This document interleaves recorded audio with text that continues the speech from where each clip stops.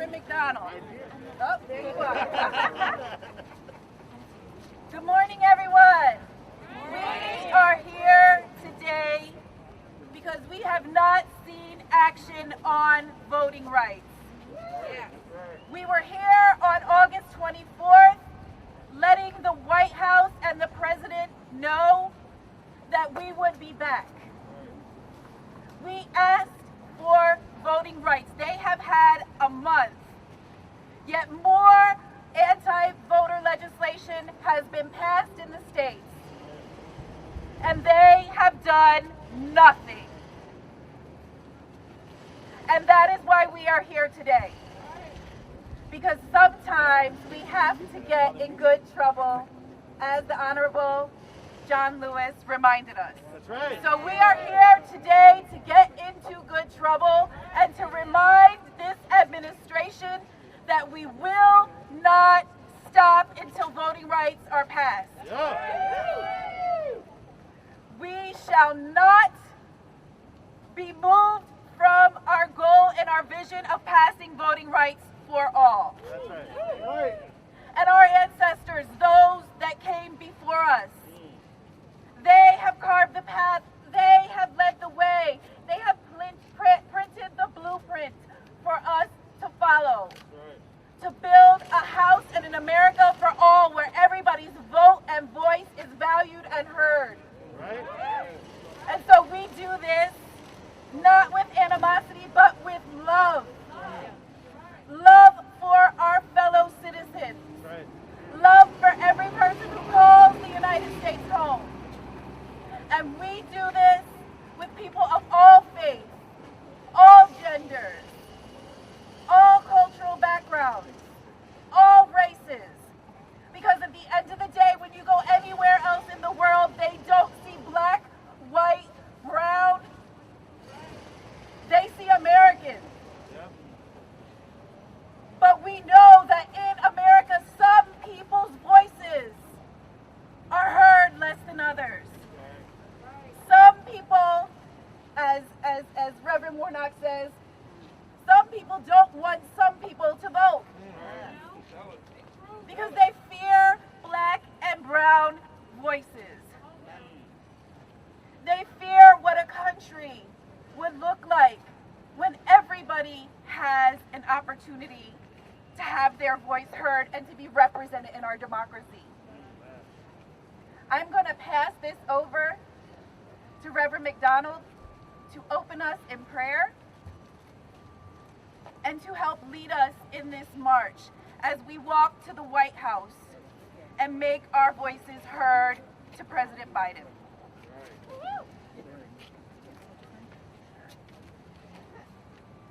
Good morning. The struggle continues.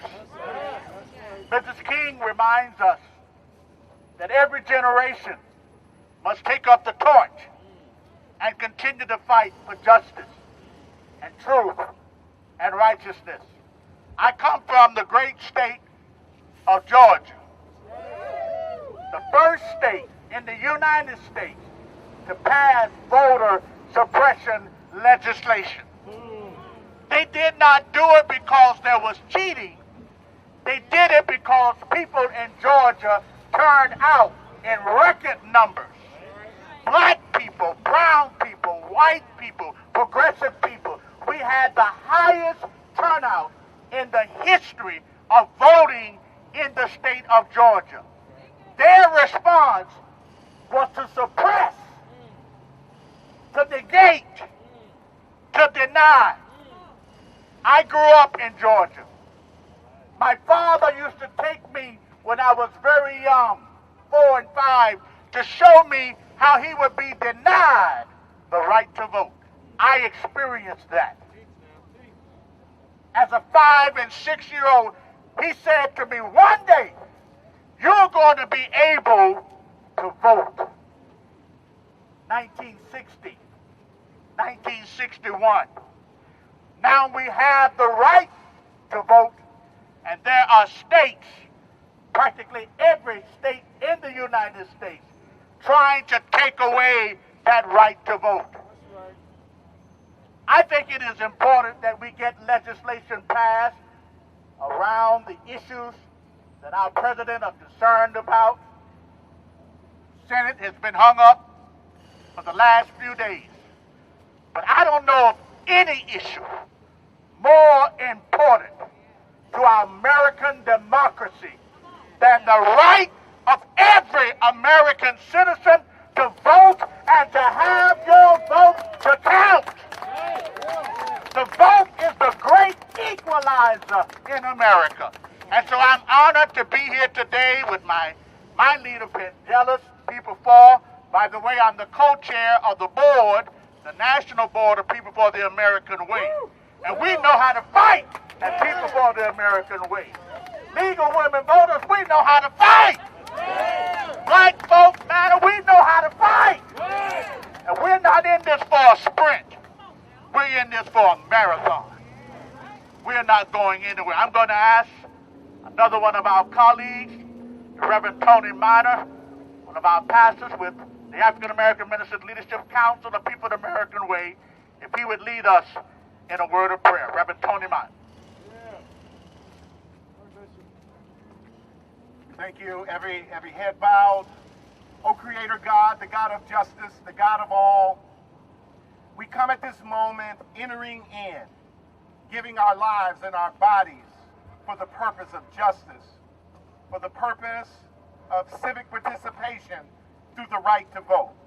We come in the spirit of Montgomery, offering ourselves in sacrifice. We come in the spirit of Birmingham, willing to face the hoses and the dogs and the water hoses. We come in the spirit of Selma, as we, in our own way, are crossing the Edmund Pettus Bridge, facing the horses and the billy clubs. We come recognizing that if we do not come in your spirit, in your commandment, to stand up for the least of these, that which we seek may not come. We come lifting our voices to the White House, to this president, to the Senate, and to the Congress, that we will not go away. We shall not be moved. We will not turn around until justice rolls down like waters and righteousness like a mighty stream. We come in this sacred moment, offering our bodies in sacrifice. We come entering in, and we shall not be moved. Amen.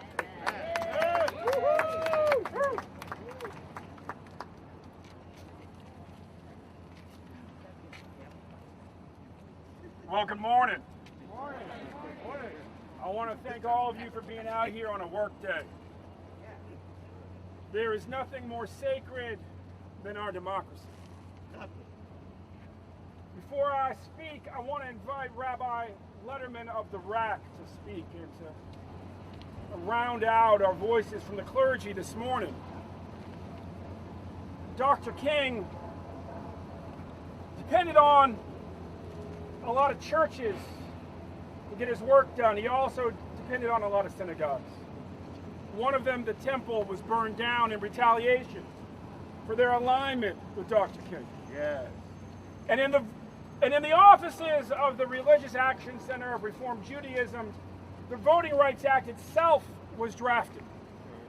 We have Rabbi Letterman from the RAC with us here today to speak to the importance of making sure that we breathe new life back into the Voting Rights Act, that we restore what has been gutted, that we make sure that everybody in this democracy can vote unencumbered. Rabbi Letterman.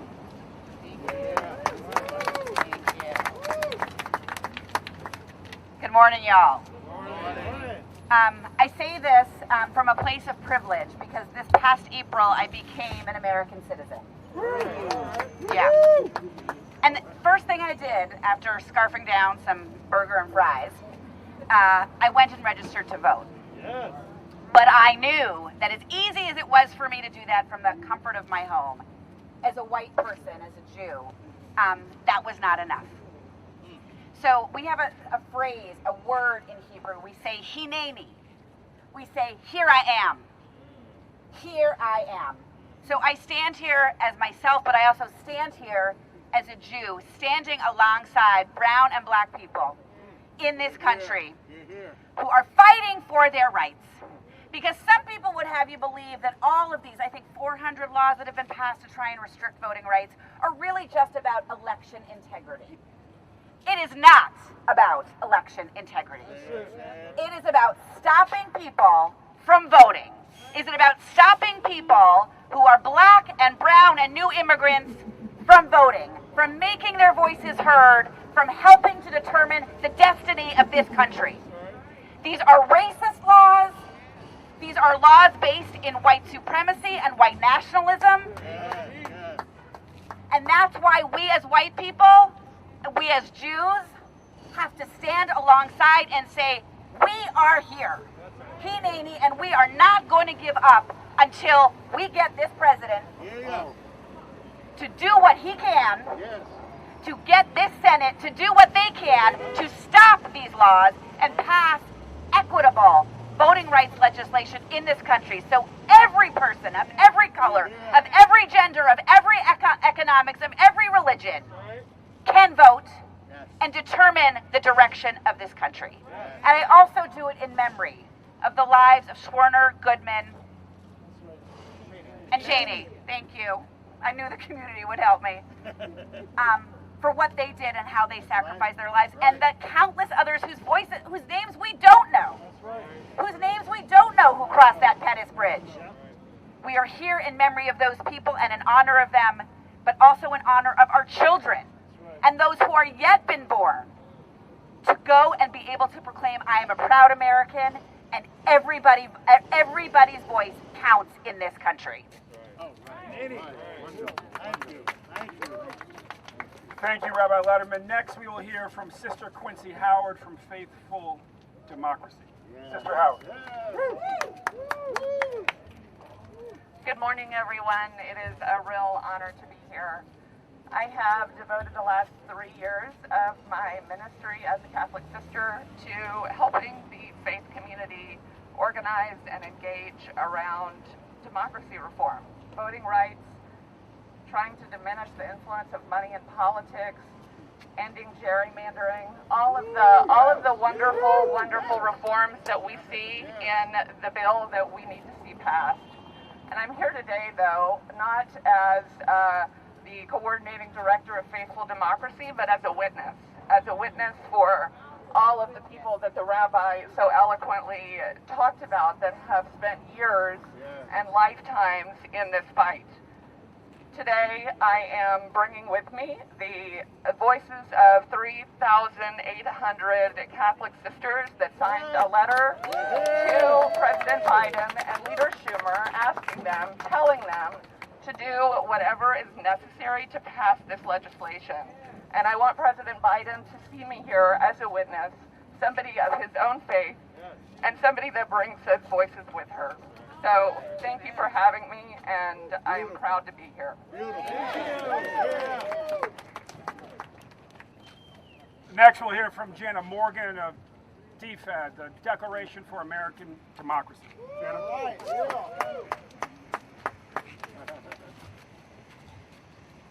Hey everyone, thank you so much for being here today. I am honored to be joining so many incredible activists and advocates who have been doing this work for so long. The Declaration for American Democracy has been around for a few years now, working to pass what's now called the Freedom to Vote Act. But I want to acknowledge that we, in our work, is building on the work that has been done by so many before us for so many years. Because since the founding of this country, even though we all believe, right, one person, one vote, we have never lived up to that ideal. We had slavery, we had to go through suffragettes, we had to go through the civil rights movement. There were so many instances in this country where people's rights were not respected, and we keep getting better and better, but we're also still fighting the same fight. Why are we here right now having to demand our basic freedom to vote? But that's what we are doing because we believe in the promise of American democracy. A democracy that is actually of, by, and for the people in this country. And we are going to march to the White House because what is that? What is the White House? It's our house. Whose house is that? Our house. Whose house? Our house. That's right. And Joe Biden is the president who was elected to make our democracy better. We keep talking about build back better, building infrastructure and the economy, and that's all so important. But what about building back better our democracy? Right. Because our democracy has never served everyone in this country. Right. It never has. But we have an opportunity now, when America is at a crossroads moment, to do the right thing. President Biden, you have the opportunity to do the right thing. And folks know that I love Hamilton. I've mentioned this before. And one of my favorite lyrics is, history has its eyes on you. Yep. So President Biden, history has its eyes on you. What are you going to do? I'm excited to be here with all of you. I'm excited to pass the Freedom to Vote Act. President Biden, you need to make sure we pass this law as soon as possible, and we need to let nothing stand in the way, including the filibuster, to protect the freedom to vote, end partisan gerrymandering, get money out of politics, and make our democracy finally work for all of us.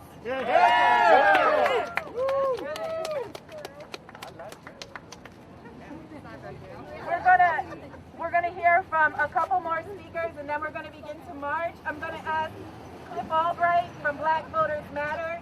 So many of you must wonder, you have Black ministers, Catholic nuns, Jewish rabbis, the League of Women Voters, the National Organization for Women, People for the American Way, Declaration for American Democracy, Black Voters Matter. This is not the coalition that people expect. But we are here with the same purpose as brothers and sisters in justice. Cliff, why don't you have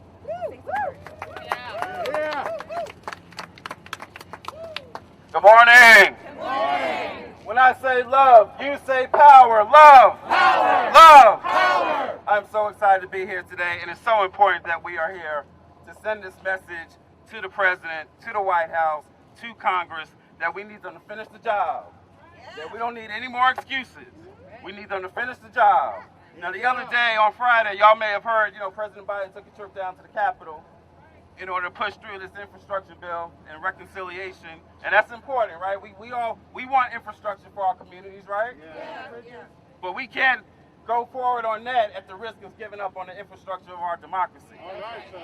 So the same way that he took a trip down to the Capitol to push through his signature infrastructure, we need him to take a trip down to the Capitol and tell him, I want the voting rights now. That's what we need President Biden to do. We can't have him out there talking about, he said it doesn't matter how long it takes. It doesn't matter if it takes 6 minutes or 6 days, right? Y'all heard him say that. But as long as you got voting rights on hold, then it does matter how long it takes for you to pass infrastructure. We can't be sitting around waiting for you to come to an agreement on infrastructure and reconciliation while you got states out here like Georgia and Texas and other ones. They're doing their maps right now. They're gerrymandering right now. So no, sir, Mr. President, it does matter how long it takes for you to get through the infrastructure. And so what we need you to do is to prioritize the infrastructure of our democracy. To prioritize, to move voting rights, to move the Freedom Vote Act up ahead on the calendar. We can't wait for infrastructure. We need voting rights now. That's the message that we're going to send to President Biden today. So I'm so glad to be here. A couple of people have said, a couple of people today have said that we will not be moved. And some of y'all may know the song. If I could get my wife at some point today, she might even sing us a couple of bars. But some of y'all may know the song. And in that song it says, we shall not be moved like a tree planted by the water. We shall not be moved. And people forget about that. The important part about that is the tree is planted by the water. The tree is finding its strength from the water that it is planted at. It is finding its strength for the nutrients of the soil that it is planted in. We all are that strength together. We all are the things that provide the strength and the nutrients to that tree of life, to this tree of democracy. That is all of us. Show me what democracy looks like. This is what democracy looks like. Show me what democracy looks like. This is what democracy looks like. Show me what democracy looks like. This is what democracy looks like. Thank y'all. Thank you, people.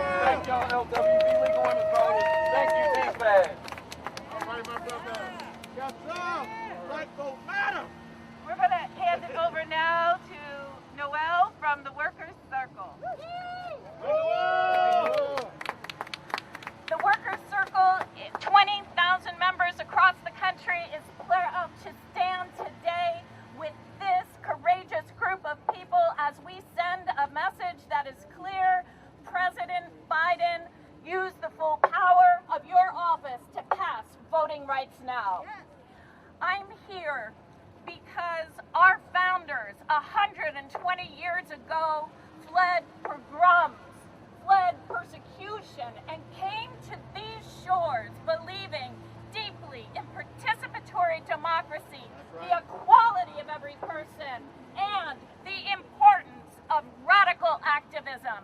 Because the Jewish tradition and experience teaches when rights are under attack, if we don't stand up, those rights can be taken away. And so we are here standing with black voters, with brown voters, with Native American voters. We're standing here with the faith community, with the labor community, with coalitions who have gathered across the country. This is the moment when we say we must not stand idly by. President Biden, last month, when our Workers' Circle Action Team met with Majority Leader Chuck Schumer's office, one of our members who grew up in Germany after the war reminded us that democracy can be undone with the stroke of a pen. Our nation, our democracy is under attack, and we must not stand idly by. President Biden, we call upon you to use the full power of your office, every last ounce of your power, to get this done for the American people. We demand our freedom to vote. Yeah. All right, everybody. I want to ask everybody who's willing to risk arrest today, everybody who's signed up to risk arrest, to come to the front. I'm ask everybody else just to form a circle. The police have begun to gather at the west side of the park. We're going to step off here soon. We can just pull in tight. Have Sister Howard send us off in prayer. Everybody can just circle up, prayer circle. We know how to do this. We know how to do this. You know, in this country, they've always tried to divide people against each other. In the beginning, in the Virginia colony, it started with dividing a bond that had been built between African slaves and Irish indentured servants. The game of divide and conquer is an old one in this country. The president's faith, the president's people, my people, black folks, Irish folks. A lot of us have long memories about the games that have been played. I think it's appropriate to ask Sister Quincy to lead us off in prayer, and then we'll step off towards the park.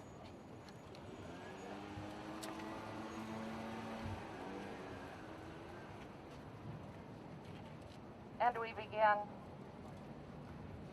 Gracious God, be with this group today. I am a Dominican sister, but I bring in my Franciscan brothers and sisters with this prayer. Make us instruments of your peace. Where there is hatred, let us sow love. Where there is injury, pardon. Where there is doubt, faith. Where there is despair, hope. Where there is darkness, light. And where there is sadness, joy. O Divine Master, grant that we may not so much seek to be consoled as to console, to be loved as to love. For it is in giving that we receive, it is in pardoning that we are pardoned, and it is in dying that we are born to eternal life. May we see a rebirth of our democracy beginning now. Amen. Amen. Amen. Thank you, sister. We're going to proceed right down here. Just head on down to the park. Line up behind the banner here. All right, there's a banner lined up behind it. Those who are risking arrest, right behind the banner.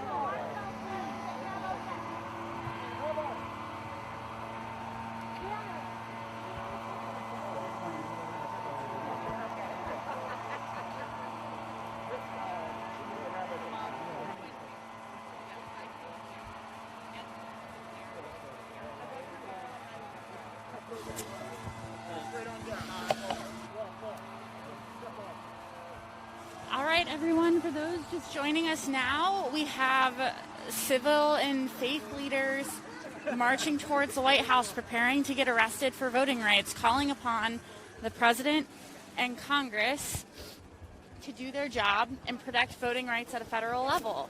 We've heard from faith leaders of the Christian stripe, the Jewish stripe, People for the American Way, and everybody is saying the same thing. With 400 voter suppression bills in play right now, there is no time for the president to be coy about people's right to vote. We are pushing the Freedom to Vote Act, the John Lewis Voting Rights Act, both of which would protect people's ability to cast their ballot at the federal level. And everyone here is about to get arrested to call attention to this important unalienable right. Planted by the waters, we shall not be moved. Going to the White House, we shall not be moved. Going to the White House, we shall not be moved. Like a tree planted by the waters, we shall not be moved. Fighting for voting rights, we shall not be moved. Fighting for voting rights, we shall not be moved. Like a tree planted by the water, we shall not be moved. A lot of leaders have pointed this out this morning, but 2020 is one of the largest active voting years for people of color in America. And it's not been secret that Republican enthusiasm for voter suppression legislation is absolutely an act of white supremacy and racialized violence against communities of color who've been politically activated by the modern political situation. Like a tree planted by the water, we shall not be moved. Tell the filibuster, we shall not be moved.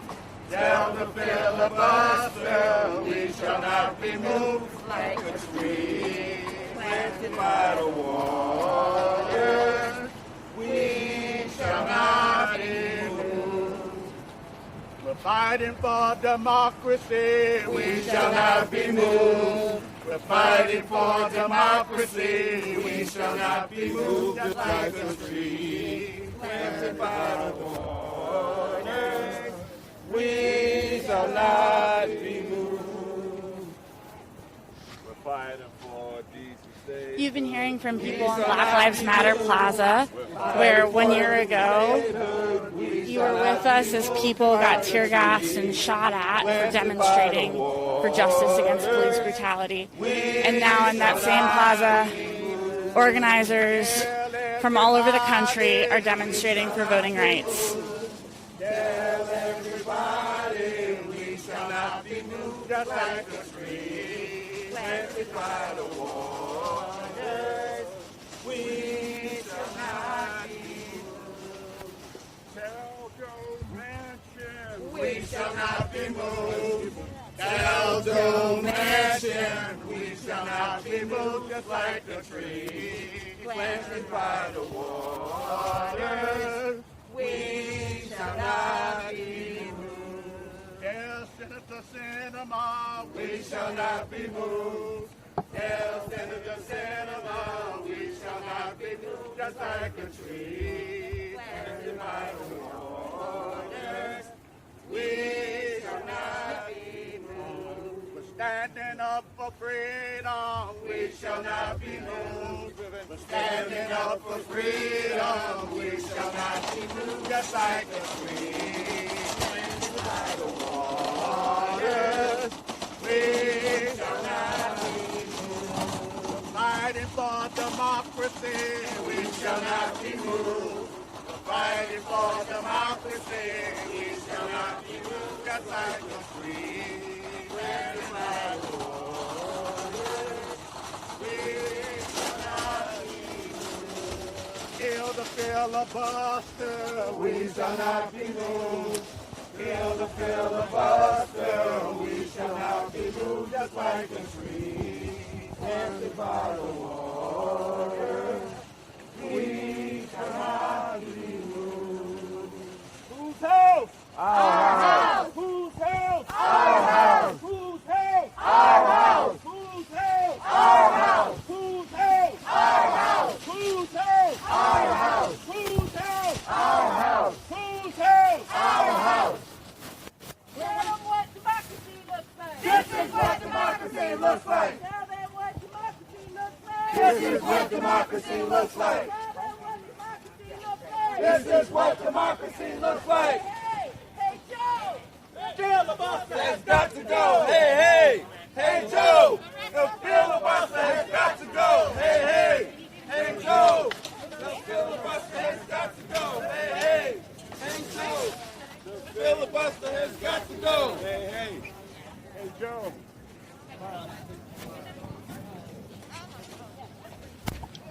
You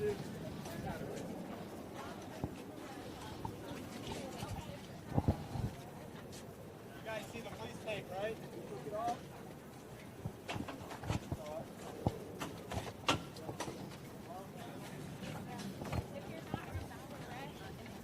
All right, good. Why don't we line up? Police tape down.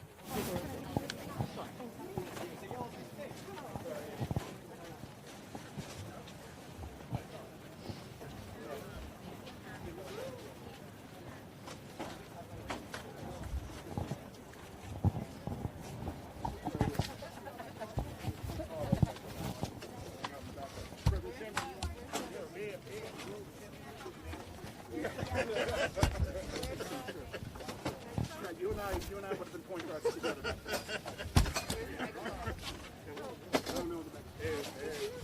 You got the people outside your door. You got the people outside your door. Say what? You got the people outside your door. You got the people outside your door. Hey, you got the people outside your door. You got the people outside your door. Hey, you got the people outside your door. You got the people outside your door. Hey, you got the people outside your door. You got the people outside your door. Hey, you got the people outside your door. You got the people outside your door. Hey, you got the people outside your door. You got the people outside your door.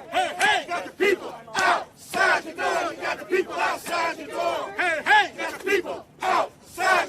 got the people outside your door. You got the people outside your door. You got the people outside your door. Come on now. You got the people outside your door. You got the people outside your door. You got the people outside your door. You got the people outside your door. You got the people. Woo! Maggie. Marcus. When we fight, we win. When we fight, we win. When we fight, we win. When we fight, we win. When we fight, we win. When we fight, we win.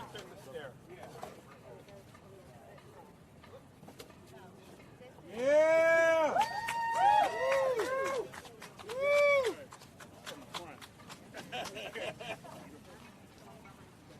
We are here today to remind President Biden to make good on his promise. That's right. That's right. He promised to put voting rights first on his agenda. That's right. But here we are 9 months into a presidency and we still have no voting rights legislation. That's it.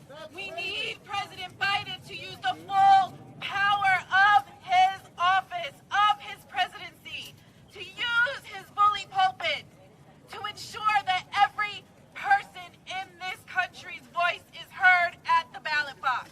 That's right. We are here to say that we demand voting rights now. Now. What do we want? Voting rights. When do we want it? Now. What do we want? Voting rights. When do we want it? Now. I don't know about you, but if I was president of these United States and the League of Women Voters was prepared to get arrested outside of my White House because they were convinced the president of these United States was not doing enough on voting rights, I would have a conversation with my moral conscience. And if I was president of these United States and Reverend Tim McDonald, the man who created Souls to the Poles, the younger acolytes of Dr. King, was outside my White House prepared to get arrested, I would have a conversation with my moral conscience. That's it. That's right. And if I was president of these United States, Listen. Dominica's sister, Quincy Howard, was outside my White House prepared to get arrested, That's it. Right. I would have a conversation with my moral conscience. That's it. And if I was, come here, Rabbi Letterman, and if I was president of these United States and Rabbi Letterman of the Religious Action Center of Reformed Judaism, the house in which the Voting Rights Act was drafted, was outside my house, That's it. I would have a conversation with my moral conscience. Listen. That's right. Yeah. That's right. This is not about partisan politics. That's right. This is not even about the next election. That's right. This is about the world's oldest democracy. And it's people of every faith, of every color, standing up together. The millions represented by these organizations, the thousands of sisters who have signed a letter to be delivered today, saying, Mr. President, tell your party in the Senate to fix the rules so we can get the voting rights bill through.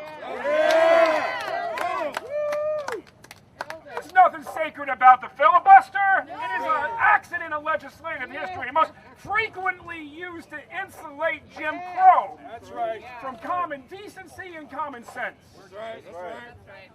We have created carve-outs to the filibuster to fix roads and bridges. Donald Trump created a carve-out to the filibuster to pack the Supreme Court. That's right.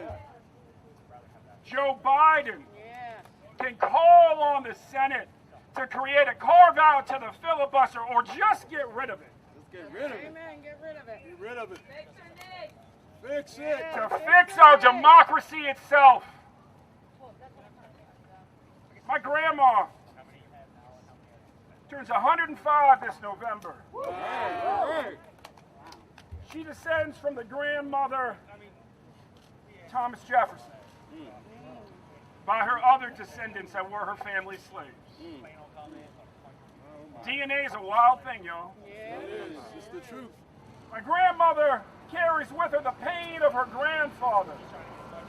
Her grandfather was one of the last black state legislators to serve in Virginia, the very end of Reconstruction. He had led a multiracial populist movement of dirty fingernail farmers. The monument to them today is that every child in Virginia has a free public education. That's what they were fighting for then. And the other monuments are Virginia Tech that they expanded and Virginia State that they created. My grandmother carries the pain that he carried because at the end of his career, he had to watch his colleagues vote to suppress the votes of his constituents to make sure that people like him would never be in office again. My grandma trained a woman named Barbara Mikulski to be a social worker. And my grandma trained me. And like her grandfather, her grandson ran for office. And I get calls, and I won one of the elections, a primary, from young black folks who've been thinking about running for statewide office in their states. And the conversations I've had in recent weeks have broken my heart. Never did I ever think that I would hear my peers say it may just not be worth it to run. The obstacles that they have put in the path of voters in my state are so high. The way they have targeted people from my community are so thorough that I don't know that it's worth it to run. And oh, by the way, the governor down here, they say, is given the talking about Texas, talking about Georgia, talking about Arizona, talking about so many, has given his party the power to overturn the next election if they don't like the result. That's right. We're looking at you, Florida. When we say that our democracy is at stake, let's be clear. This is the biggest attack on American democracy since the rise of Jim Crow. And the tactic that they are using, state-level voter suppression laws, are the same tactic that they used at the start of Jim Crow. And if any senator tells you that a tradition that was used to insulate Jim Crow is so precious that it must be maintained, remind them there is a deeper tradition in our country that defines our country that must be maintained, and that is the tradition of a democracy. That's right. That ultimately always insists on evolving in the right direction. That can face a setback, that can be pushed back, but that the people ensure ultimately leaps forward. And that's why I'm so honored today to be here with each of you and with the president of the League of Women Voters. Because the last time that their predecessor organization was getting arrested out here, and my grandma belonged, both my grandmas, white and black, belonged to the League. Well, the last time they were out here getting arrested, it was Woodrow Wilson, and he was trying to stop women from voting. Think about that, Joe Biden. You are destined to be everything Woodrow Wilson was not. You were called to be everything that Woodrow Wilson was not. That's it. I know you wish to be the next FDR. We want that for you, but you're really called to be more like LBJ, to lead on the economy, to wrestle with horrible entanglements overseas, and to have courage on voting rights. And to push your own party to do the right thing. That's right. So Joe Biden, please call on the Senate to get the filibuster out of the way and pass these voting rights bills. God bless each of you. Conversation with the country. We are here today because we like doing this. This isn't fun for anyone. This isn't about getting attention. This is about getting his attention. There are voting laws that have been passed throughout the country that will prevent people from voting. Black people, brown people, poor people, women, the disabled. These laws are unjust, and they strive to take our dignity. We have gone to the Senate. We've gone to Congress. We've gotten arrested. And what's happened? Nothing. Right now, today, in the state of Kansas, the League of Women Voters, who have historically registered people to vote, we have been the largest on-the-ground partner for National Voter Registration Day. But the League of Women Voters cannot register voters in Kansas today because they have criminalized that act. That's not America. Is this the America that we want? No! Today, in Texas, they have authorized vigilante justice in the form of people coming armed. It is an open carry state where they can observe people casting their ballots. The goal is fear and intimidation.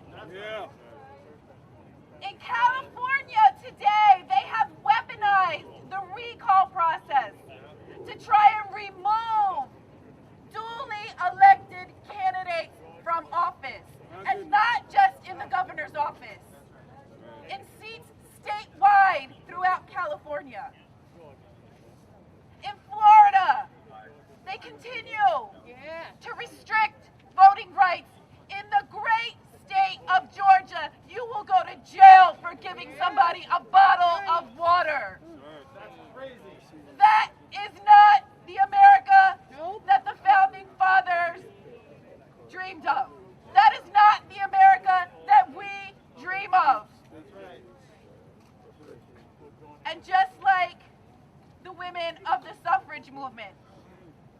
We will be here at the White House time and time again until President Biden uses the full power of his presidency to pass the Freedom to Vote Act and the John Lewis Voting Rights Advancement Act. They are the sword and shield of our democracy. Redistricting is happening now. Maps are being drawn now. That's right. That's right. We have no way of protecting our vote if politicians have already decided who we're going to vote for. They've already decided how they're going to choose their voters. If this is not the moment to do it, then when? And us here, if not us, then who? We have a moral responsibility. We have an obligation as patriotic Americans to stand here in defiance of the rules of this park and say, we shall not be moved. That's right.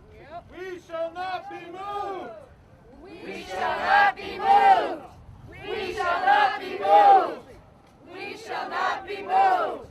I'm going to pass this over to Cliff Albright from Black Voters Matter to lead us in some chants and say a few words. Woo!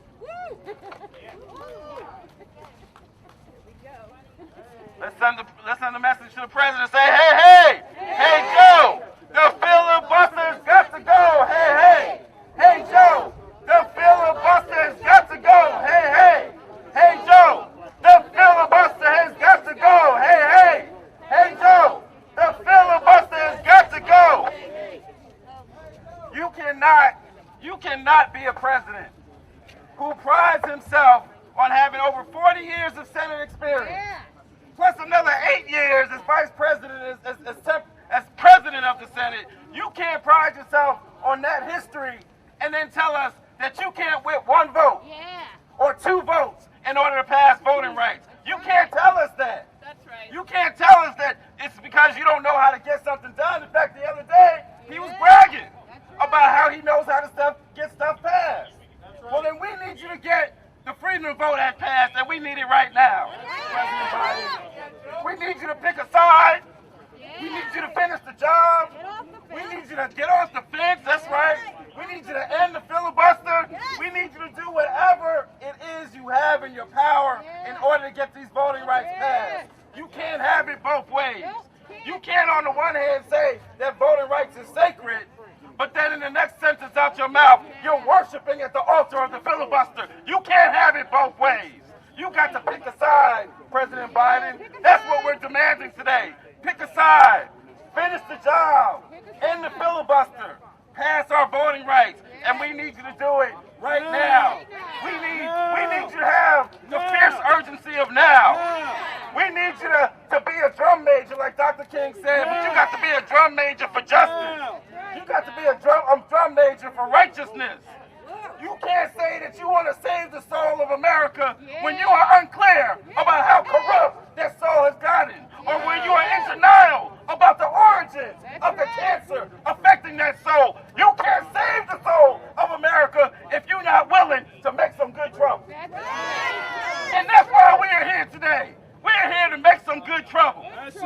Now, some folks say, well, why you got to do that? Why you got to be so extreme? But as Dr. King told us, you know, in his letter from Birmingham jail, he said, I'm okay with being a little extreme, because at the end of the day, sister, wasn't Jesus an extremist for love? That's it. So you got to be okay with being a little extreme. In fact, I always say, you can't get in good trouble if you're not willing to be a little extreme. Right? Because you got to be a little extreme to walk across a bridge knowing that there's some state troopers on the other side waiting on you. You got to be a little extreme to do that. You got to be a little extreme to get in some good trouble. That's right. You got to be a little extreme to get on some buses in the Freedom Rides.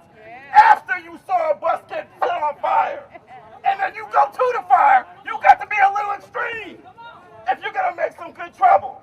If you're really going to fight for the rights that we deserve, you got to be willing to get in these streets, to stand on the platform, to make some noise, to lock some arms, to walk into the streets. You got to be willing to do that.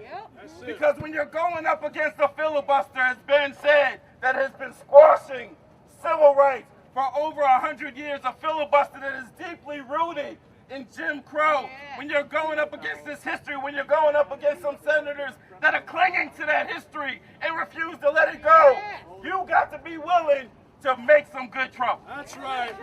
And that's why we are here today, to make some good trouble, to send a clear message, to let them go that let them know we're not going away. We're not going away. Like a tree planted in the waters, we shall not be moved. And guess what? There's going to be more of us. There's going to be more of us tomorrow. There's going to be more of us next week. There's going to be more of us in 2 weeks. I think Janet said she pulled out her Hamilton. I'm a Hamilton fan too. But y'all might remember the song where he says, tomorrow there'll be more of us, right? We're not going away. So don't think that you could just wait us out today, because guess what? After today, there's more coming. After today, there's more coming tomorrow and next week and the week after, until we get the Freedom to Vote Act, until we get the voting rights that we deserve, until we get the John Lewis Voting Rights Act, until we get what you promised us. That's it. We're not asking for anything new. We're not asking for something that you don't fundamentally believe in. Your words, President Biden, your words was that this was the biggest attack since the end of the Civil War. This is what you said you believe in. So we are out here trying to get you to be your best self. We are out here trying to get you to deliver on your promise, to deliver on that blank check, to deliver on the things you said when you said you'd always have our back. That's why we're out here making some good trouble. That's not a lot to ask for. And we're asking for it in the spirit of love. And this is the last thing I'm going to say. Because sometimes in the spirit of love, you got to hold the folks that you love accountable. Sometimes when your brother ain't doing right, you got to go to your brother and say, brother, you know you ain't right on that. Sometimes when your sister made a promise to you that she's letting you down, you got to go up to her and remind her of the words that she said in the spirit of love. We got to hold folks accountable. And that's why we're here making good trouble and sending this message to the president, not because we hate you, not because we think little of you, but because we expect so much more out of you. That is why we're here today making good trouble and sending this message. So once again, I will ask you, whose house? Whose house? Whose house? Thank y'all. Thank you, Cliff Albright. Next, today we are joined by clergy from throughout the DMV and from Ohio and Georgia. And next, I'm going to hand the microphone to Pastor Jimmy Gates of Cleveland, Ohio. Pastor Gates. Good morning, everyone. All of our colleagues that are here that have come to join us in this battle of justice, we thank you for being here with us. And I'm reminded of what President Biden campaigned on, when he clearly said, build back better. How can you build back better without the voters that put you in office if you're going to stop us from voting and put our vote, making our voice? We're asking you right now to look at Senator Mitch McConnell, to look at the Republicans in Congress, and make sure that they hear your voice, because President Biden, your voice is our voice. Remember, we put you in office. That's it. And if you don't do what you promised to do, build back better, we want bridges, we want roads, we want docks, we want broadband. But if you don't build back better through democracy of voting, President Biden, just like we put you in, we will take you out. That's it. So we want you to be a disciple of your word, President Biden. Remember, I'm certain by now in your Oval Office, you've gotten word that the people are out here talking about your agenda. So you know we are here. So hear us loud and hear us clear. We are not going anywhere. We'll be back next week, the following week, and the following week, until you put your pen in hand and make it official. We are changing the law of voting. We're going to approve the John Lewis Act of Voting. Go and see Sherman now. Tell him what you want. We may never get this opportunity again. Put your foot on Joe Manchin. Put your foot on Christian Cinema. Make them accountable to you as Democrats to turn this ship in the right direction. So you're going to hear from us now and every day, Joe Biden, because we're not going anywhere. Hear us out. We are here to stand for right and righteousness. We are here to stand democracy. We are here for people all over the land. Look at this rainbow coalition around us. We're standing for justice, and we want it now. That's right. When do we want it? Now. What do we want? Now. When do we want it? Now. What do we want? Voting rights. When do we want it? Now. When do we want it? Now. We want justice, and we want it right now. Thank you. And next we'll hear from Jana Morgan from the Declaration for American Democracy. Jana? Hello, everyone. Thank you so much for being here. I am so excited to be representing the Declaration for American Democracy, a coalition of over 240 organizations that have come together to say we want to build a democracy that works for all of us. All of us. All of us. And I want us to think for a second. We're talking a lot about all of the terrible things that are happening, right, in this country, and I think that's important for us to keep in our mind. But one thing that was positive that I want to point out is that we had the largest voter turnout in modern American history this past November. And that was during a pandemic, a global pandemic. But people looked at 4 years of corruption and abuse of our democracy, and they said no. And they showed up and they voted. And they elected Joe Biden on a promise to build back better American democracy. Sure did. So we put him in that house, and whose house is it? Whose house? Our house. That's right. And after an overwhelming, an unprecedented voter turnout, what happened? Nothing. January 6th happened. The big lie happened. We saw propaganda, misinformation, lies, and attempts to sabotage the election. After that, we saw an attempt to overthrow a free and fair election with the biggest turnout in modern American history. That's right. What did we see after that? Over 400 anti-voter laws introduced in nearly every single state in the union. Why was the response to the largest voter turnout in American history to try and suppress the vote? It was because they are afraid, these extremist lawmakers are afraid of your vote and of your power. And we're relying on President Joe Biden to make sure that we can cut those laws down. And that will be done through the Freedom to Vote Act. That's right. So we are here today to demand our voting rights. That's right. We're here to demand passage of the Freedom to Vote Act, That's right. which will protect the freedom to vote. It's in the name. It will end partisan gerrymandering, which is an attack on all of us and our representation. It will get big money out of politics, and it will stop these attempts to sabotage future elections. State legislative bodies shouldn't be able to overturn your vote. That's right. That's what we are seeing, and this is a slippery slope.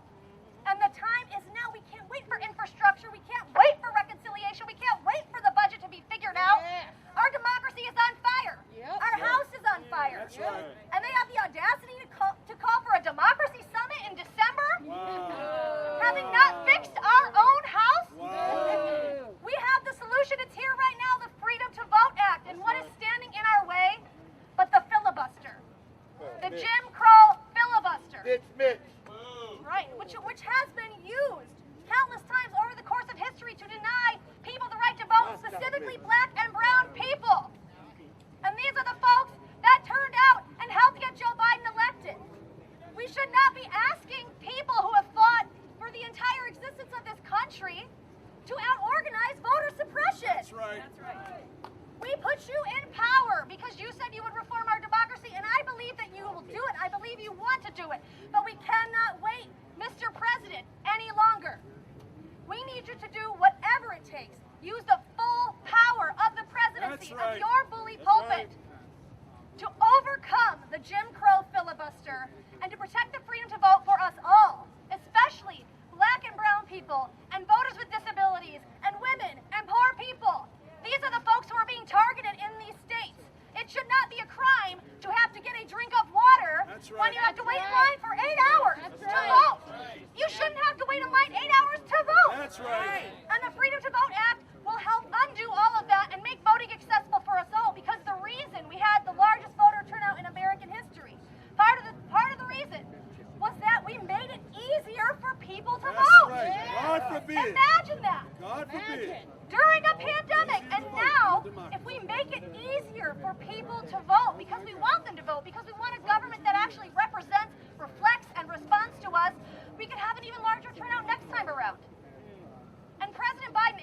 Don't you want every single person to have their say? Because that's what a democracy is all about.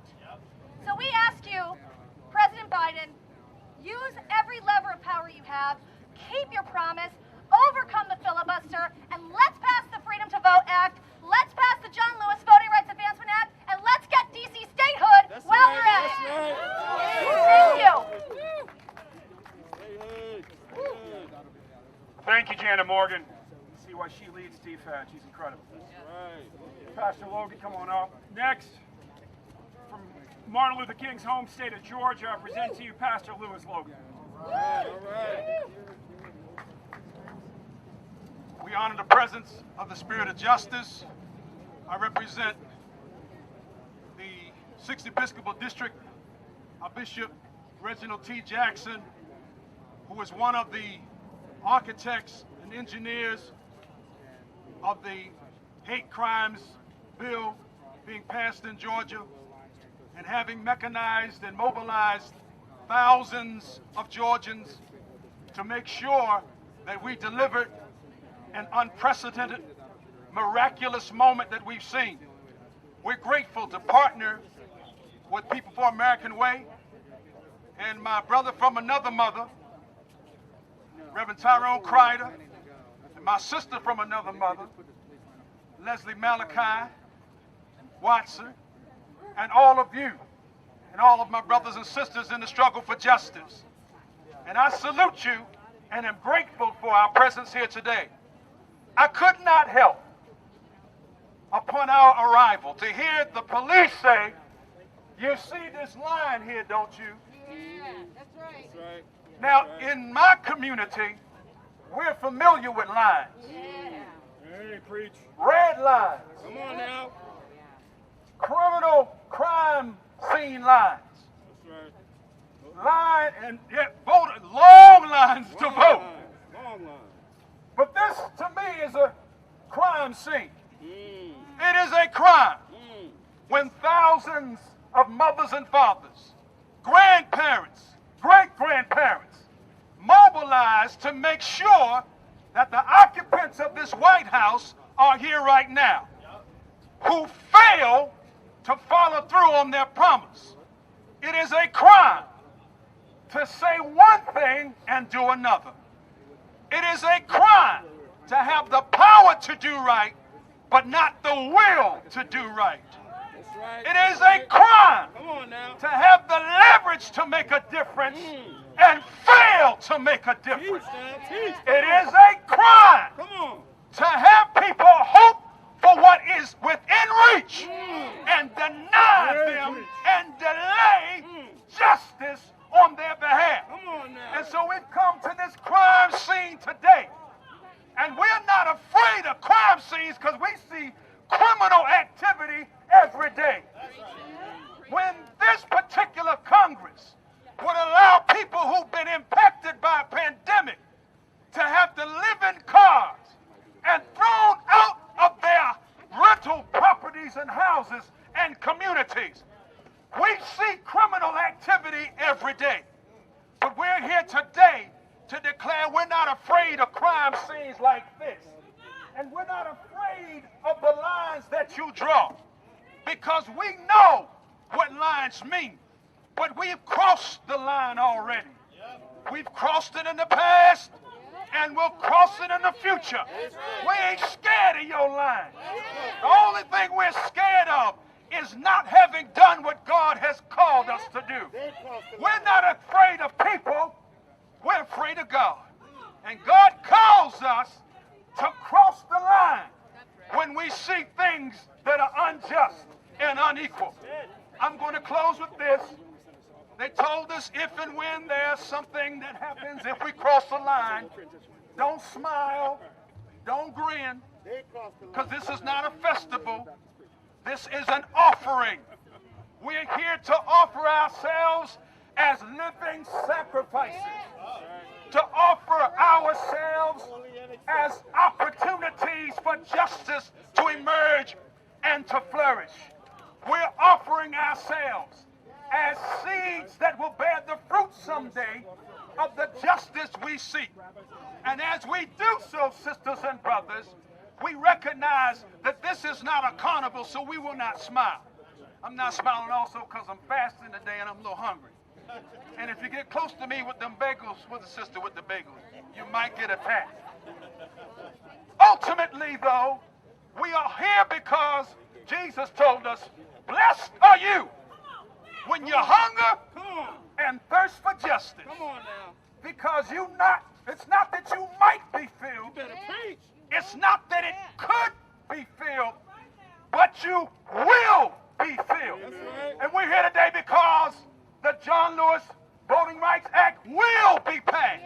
Right. We're here because the draconian and ridiculous, invidious laws that have been passed to try to restrict voting rights on behalf of the millions who fought and died, who remain nameless to this day, has been passed.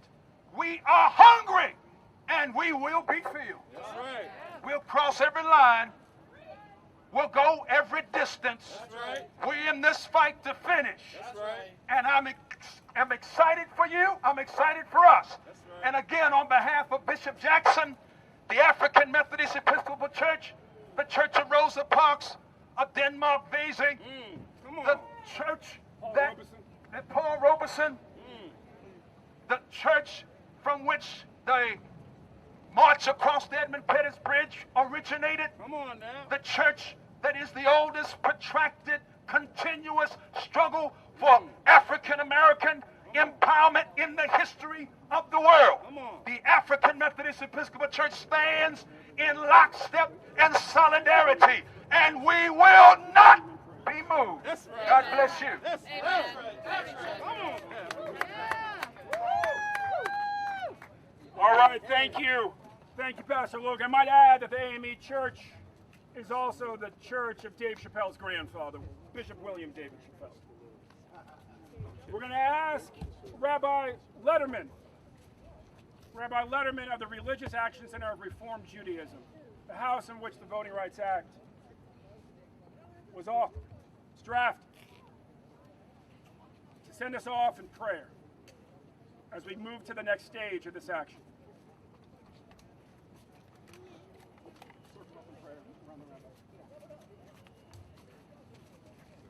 In God we pray. I want to borrow from the sister. May we be an instrument of your power, God. An instrument of justice. An instrument of righteousness. There is a teaching in our tradition that says, if I am not for myself, who will be for me? Come on. But if I am only for myself, what am I? And if not now, then when? If not now, then when? That today, oh God, is this moment. And we ask that we feel in community, all of us, black, brown, white, all faiths, all genders, all races, all abilities, that you are with us. We are not tired. We call you somebody who noten laya efkoa, that gives to the tired strength. We cannot be tired. We will not be tired. That's right. We will take the strength, as the Rabbi Abraham Joshua Heschel used to say, and pray with our feet. Amen. In this moment, and use our feet to demand justice. That's right. In this moment for all Americans.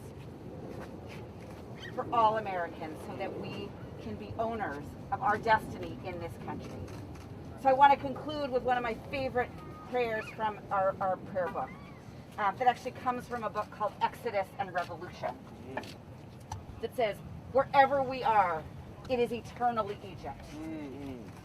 And that there is a promised land. And the only way to get to that promised land Come on. is to march together through that wilderness, That's it. holding hands, That's it. marching and singing together. Yeah. So we do that today, all of us, as we give strength, koach, to these bodies who will stand in defense of our democracy. And perhaps in this defense of our democracy, this country shall be redeemed. Yeah. Amen. Amen. Amen.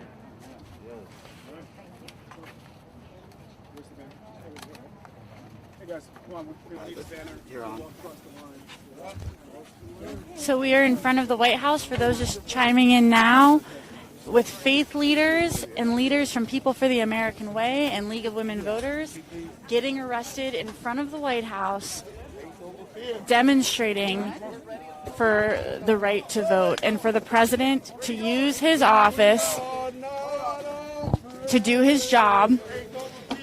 As you can see, police are crowding against faith leaders. People are about to be non-violently arrested.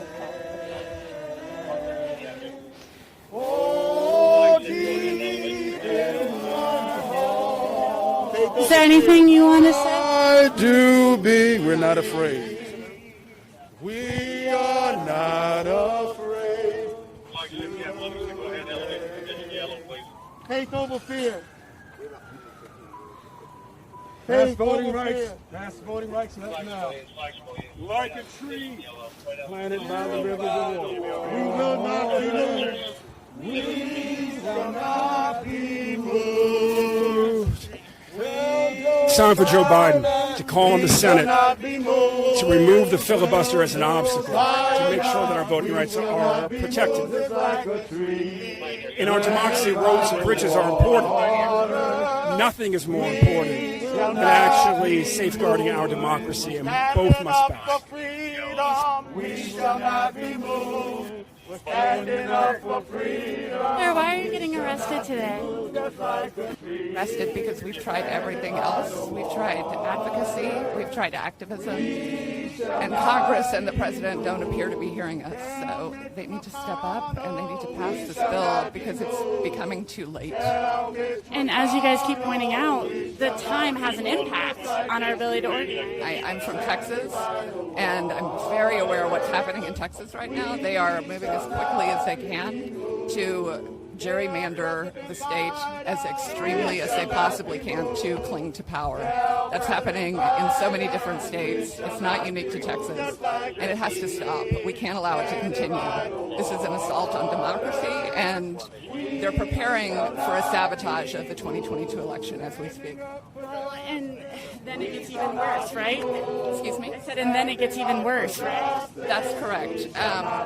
It may not be crisis moment right now, apparent to every American because we're not in an election, but 2022 is right around the corner. All of these issues are going to come to a head, and it will be too late. How about you? Why are you risking arrest today? I'm here representing the Workers' Circle, a Jewish social justice organization with a very strong reminder that in Germany we saw democracy devastated by the stroke of a pen. We cannot allow that to happen here. President Biden must not stand idly by while these attacks with such speed and magnitude, these attacks on our right to vote have been taken. We for millions of people across the country who stand to lose their right to vote. Millions of people across this country who make our election sabotage to move forward. We don't need this to happen in 2 years. We need this now. There's not a moment to lose. President Biden, get it done. Do not stand idly by. We're counting on you. Right now, with all these cops closing. We shall not be privileged white person. I should fair enough. A lot scarier than I am, but there is a power. I know that I have a legacy of 50 years of we shall not be moved. What do we want? Voting rights. When do we want it? Now. What do we want? Voting rights. When do we want it? Now. What do we want? Voting rights. When do we want it? Now. What do we want? Voting rights. When do we want it? Now. What do we want? Voting rights. When do we want it? Now. Not worried at all. This is it's nothing. to spark the kind of seriousness that we need from our elected leaders. We seriously need from President Biden. We now, and if this helps it, so be it. Absolutely. Stand up, fight back! What do we do? Stand up, fight back! Crazy. It wasn't that. Stand up, fight back! It really is a metaphor. Stand for up, everything else. fight back!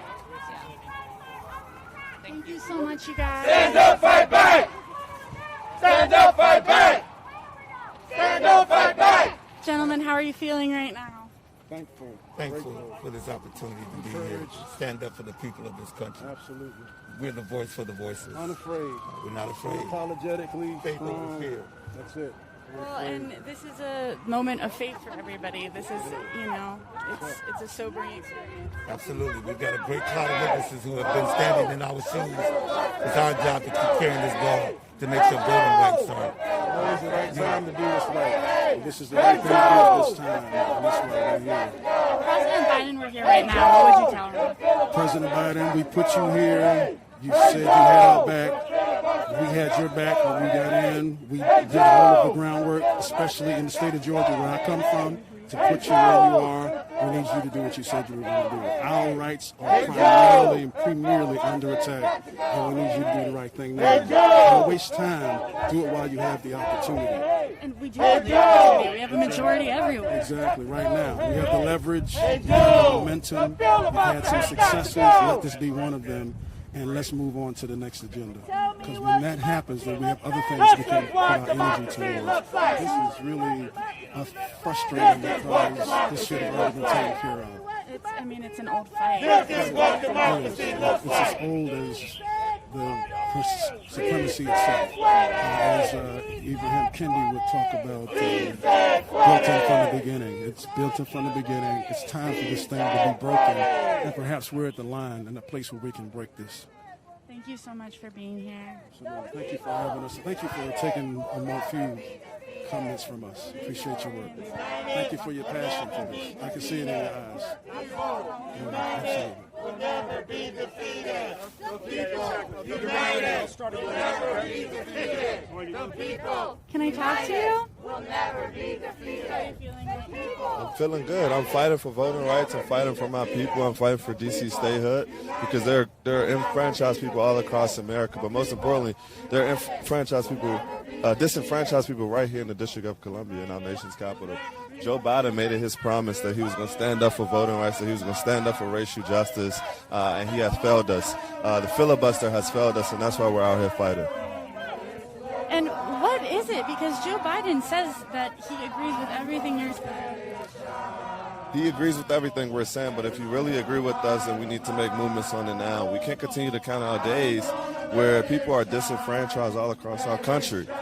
Our ideals as a country was founded on the principles of voting rights, that people had the right to vote. And we're losing that every day where we don't have a president that's willing to go tooth and nail to ensure that the people across the country have the right to vote. It's our most sacred thing.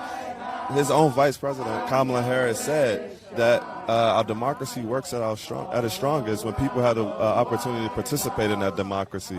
At this moment, there are thousands of millions of people who don't have the opportunity to participate in that democracy.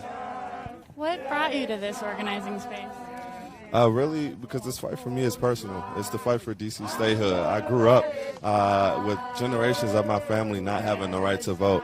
And I stand out here today for DC residents who don't have the right to vote. Majority black and brown residents who do not have the right to vote. And that's disenfranchisement at its heart.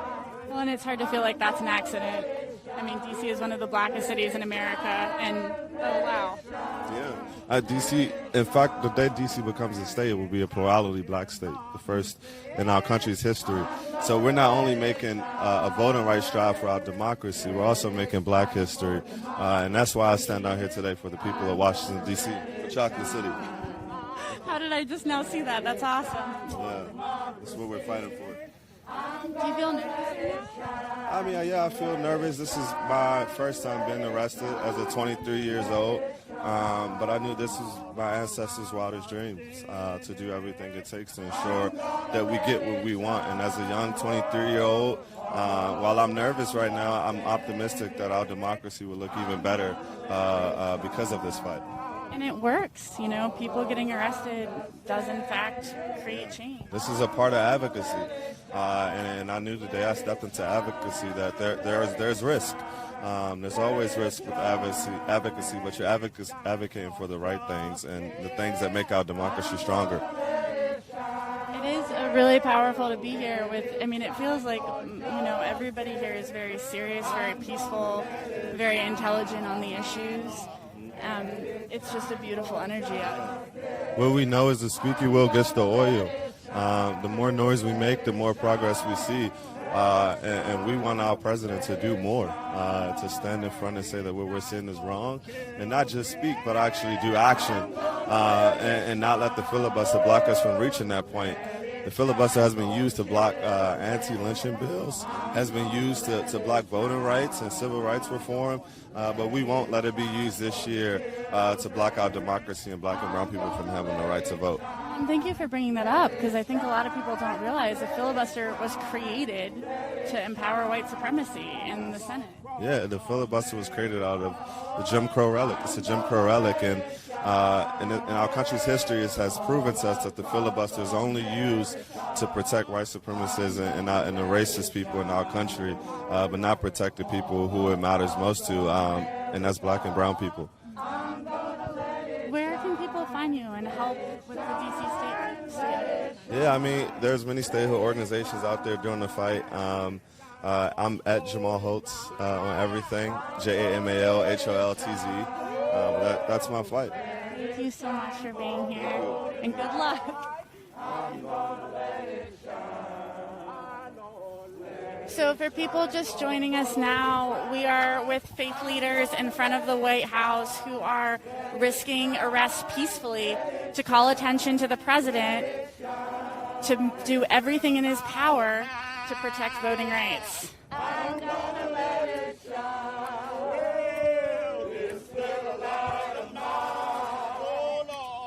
I'm gonna let it shine. I tell you that this little light of mine. Oh Lord, I'm gonna let it shine. Let it shine, let it shine, let it shine. Everywhere I go, I'm gonna let it shine. Everywhere I go, my Lord, I'm gonna let it shine. My Lord, everywhere I go, oh Lord, I'm gonna let it shine. Let it shine, let it shine, let it shine. All around the White House, I'm gonna let it shine. Well, all around the White House, I'm gonna let it shine. All around the White House, I'm gonna let it shine. Let it shine, let it shine, let it shine. Let it shine for democracy. I'm gonna let it shine. Well, let it shine for democracy. I'm gonna let it shine. My Lord, let it shine for democracy. I'm gonna let it shine. Gonna let it shine. Let it shine. Let it shine. One more time. This little light of mine, I'm gonna let it shine. Well, this little light of mine, oh Lord, I'm gonna let it shine. My Lord, this little light of mine, oh Lord, I'm gonna let it shine.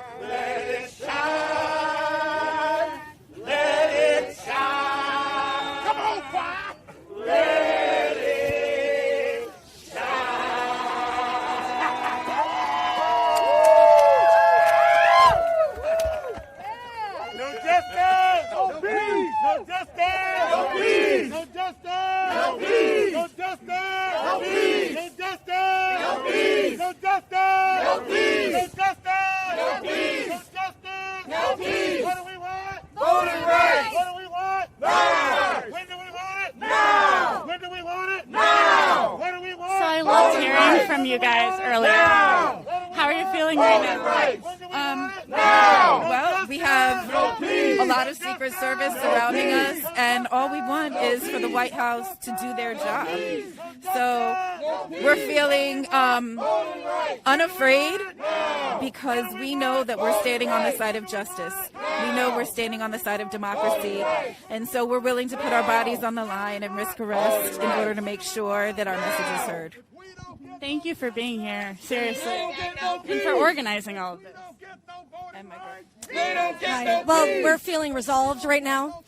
We are surrounded by Secret Service, and we have crossed the barrier that they laid out for us, but we know that without protecting the freedom to vote, we won't have a democracy, and so we're just waiting for Joe Biden and giving him the opportunity to do the right thing and use the full power of the presidency to make sure we can pass the Freedom to Vote Act and to protect American democracy. So we are willing to be here as long as it takes. We will come back over and over until that gets done. The Freedom to Vote Act is pretty conservative. It's not a radical piece of legislation. Right. Well, the Freedom to Vote Act, if you actually look at the polling, is supported by the vast majority of Americans, a supermajority, with even some of the provisions supported at 90% or higher amongst Democrats and Republicans.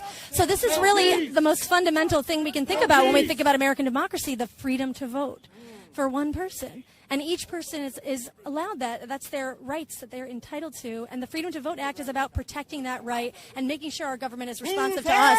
And everybody supports that, whether they're Democrat, Republican, Independent. Everyone believes that's the way it should be. It's really not a radical idea. It's not something you guys should have to be out here fighting. No, this is the most basic tenet of American democracy, right? That we get to choose who represents us and that we have a say in our government. Well, just exactly what they're saying. This is what democracy looks like. We are demanding that the anti-voter laws that have been passed around the country are cut down with the Freedom to Vote Act. And we know that if we pass the Freedom to Vote Act, we'll end partisan gerrymandering, we'll protect the freedom to vote, we'll get big money out of our politics, and we'll stop future attempts to sabotage our elections. And so this bill could not come at a more critical time in our country's history. Our house is on fire, and we're just asking Joe Biden to douse us with water and protect, save, and make better American democracy. They want us to turn around. That does make sense. Turn the band around.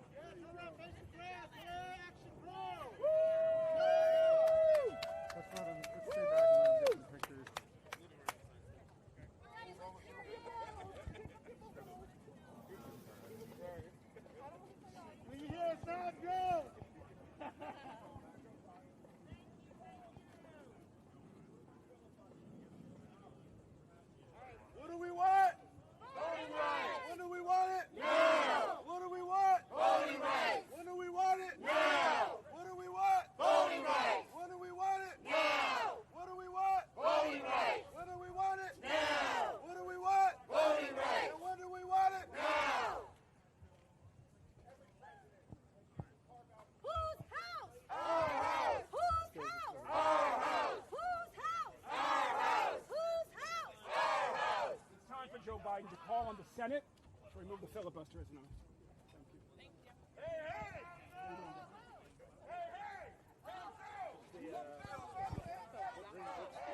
All right, so we're here today. Broad coalition, organizations representing millions of people. A Dominican sister with 3,000 signatures from her fellow nuns, demanding that Joe Biden live up to his campaign promises and ensure that our voting rights are protected. And what that means is that he must demand that the Senate remove the filibuster as an obstacle to passing voting rights legislation. He can do it. Past presidents have done it, frankly, for things less significant.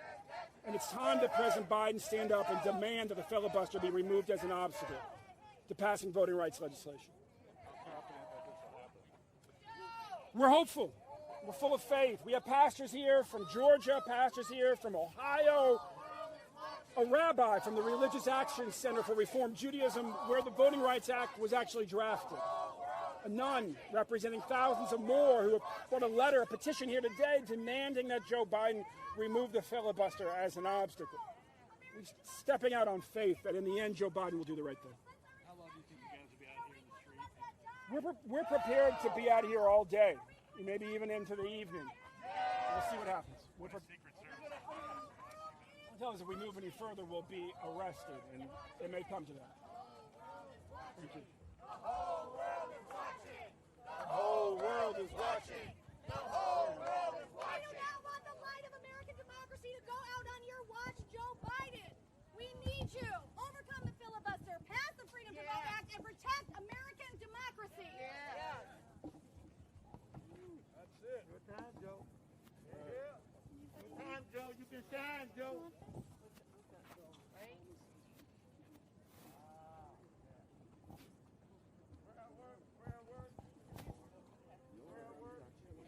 So I haven't gotten to speak with you yet.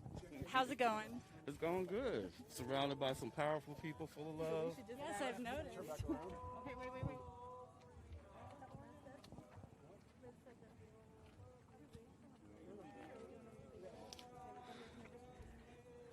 We have more and more police filing into the space. For those of you guys just joining us now, again, we have faith leaders and activists non-violently positioning themselves for arrest in front of the White House, calling upon President Joe Biden to use his office to protect voting rights. We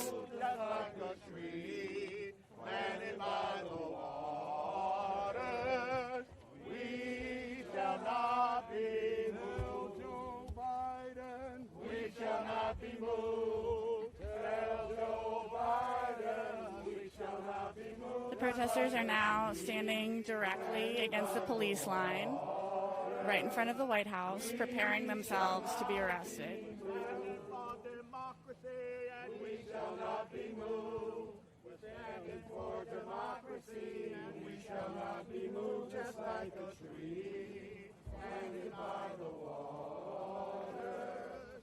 We shall not be moved.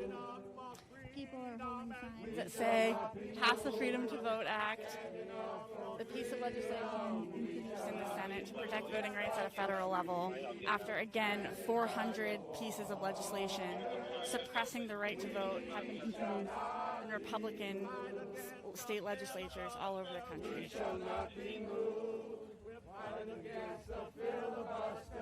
At this point, the protesters are outnumbered by police 2-1. And we're expecting arrests to happen soon. Tell Mitch McConnell we shall not be moved. Tell Mitch McConnell we shall not be moved, just like a tree planted by the waters. We shall not be. Tell the U.S. Senate we shall not be moved. Tell the U.S. Senate we shall not be moved, just like a tree planted by the waters. We shall not be. Tell everybody we shall not be moved. Tell everybody we shall not be moved, just like a tree planted by the water. We shall not be fighting for our voting rights, and we shall not be moved. People have been singing spirituals all day, really calling to mind the legacy of the civil rights movement, which brings us all here together right now. This tradition of black faith leaders especially, but faith leaders all over the country, standing out to protect the ballot in the face of white supremacy and the fear of minority rule.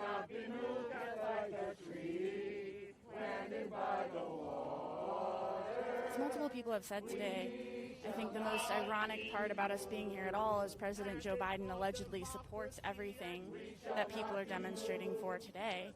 It's pretty basic that each person should have the right to vote. And it's unfortunate that after 50 years of organizing and winning on this issue, people are here today at all. We shall not be moved.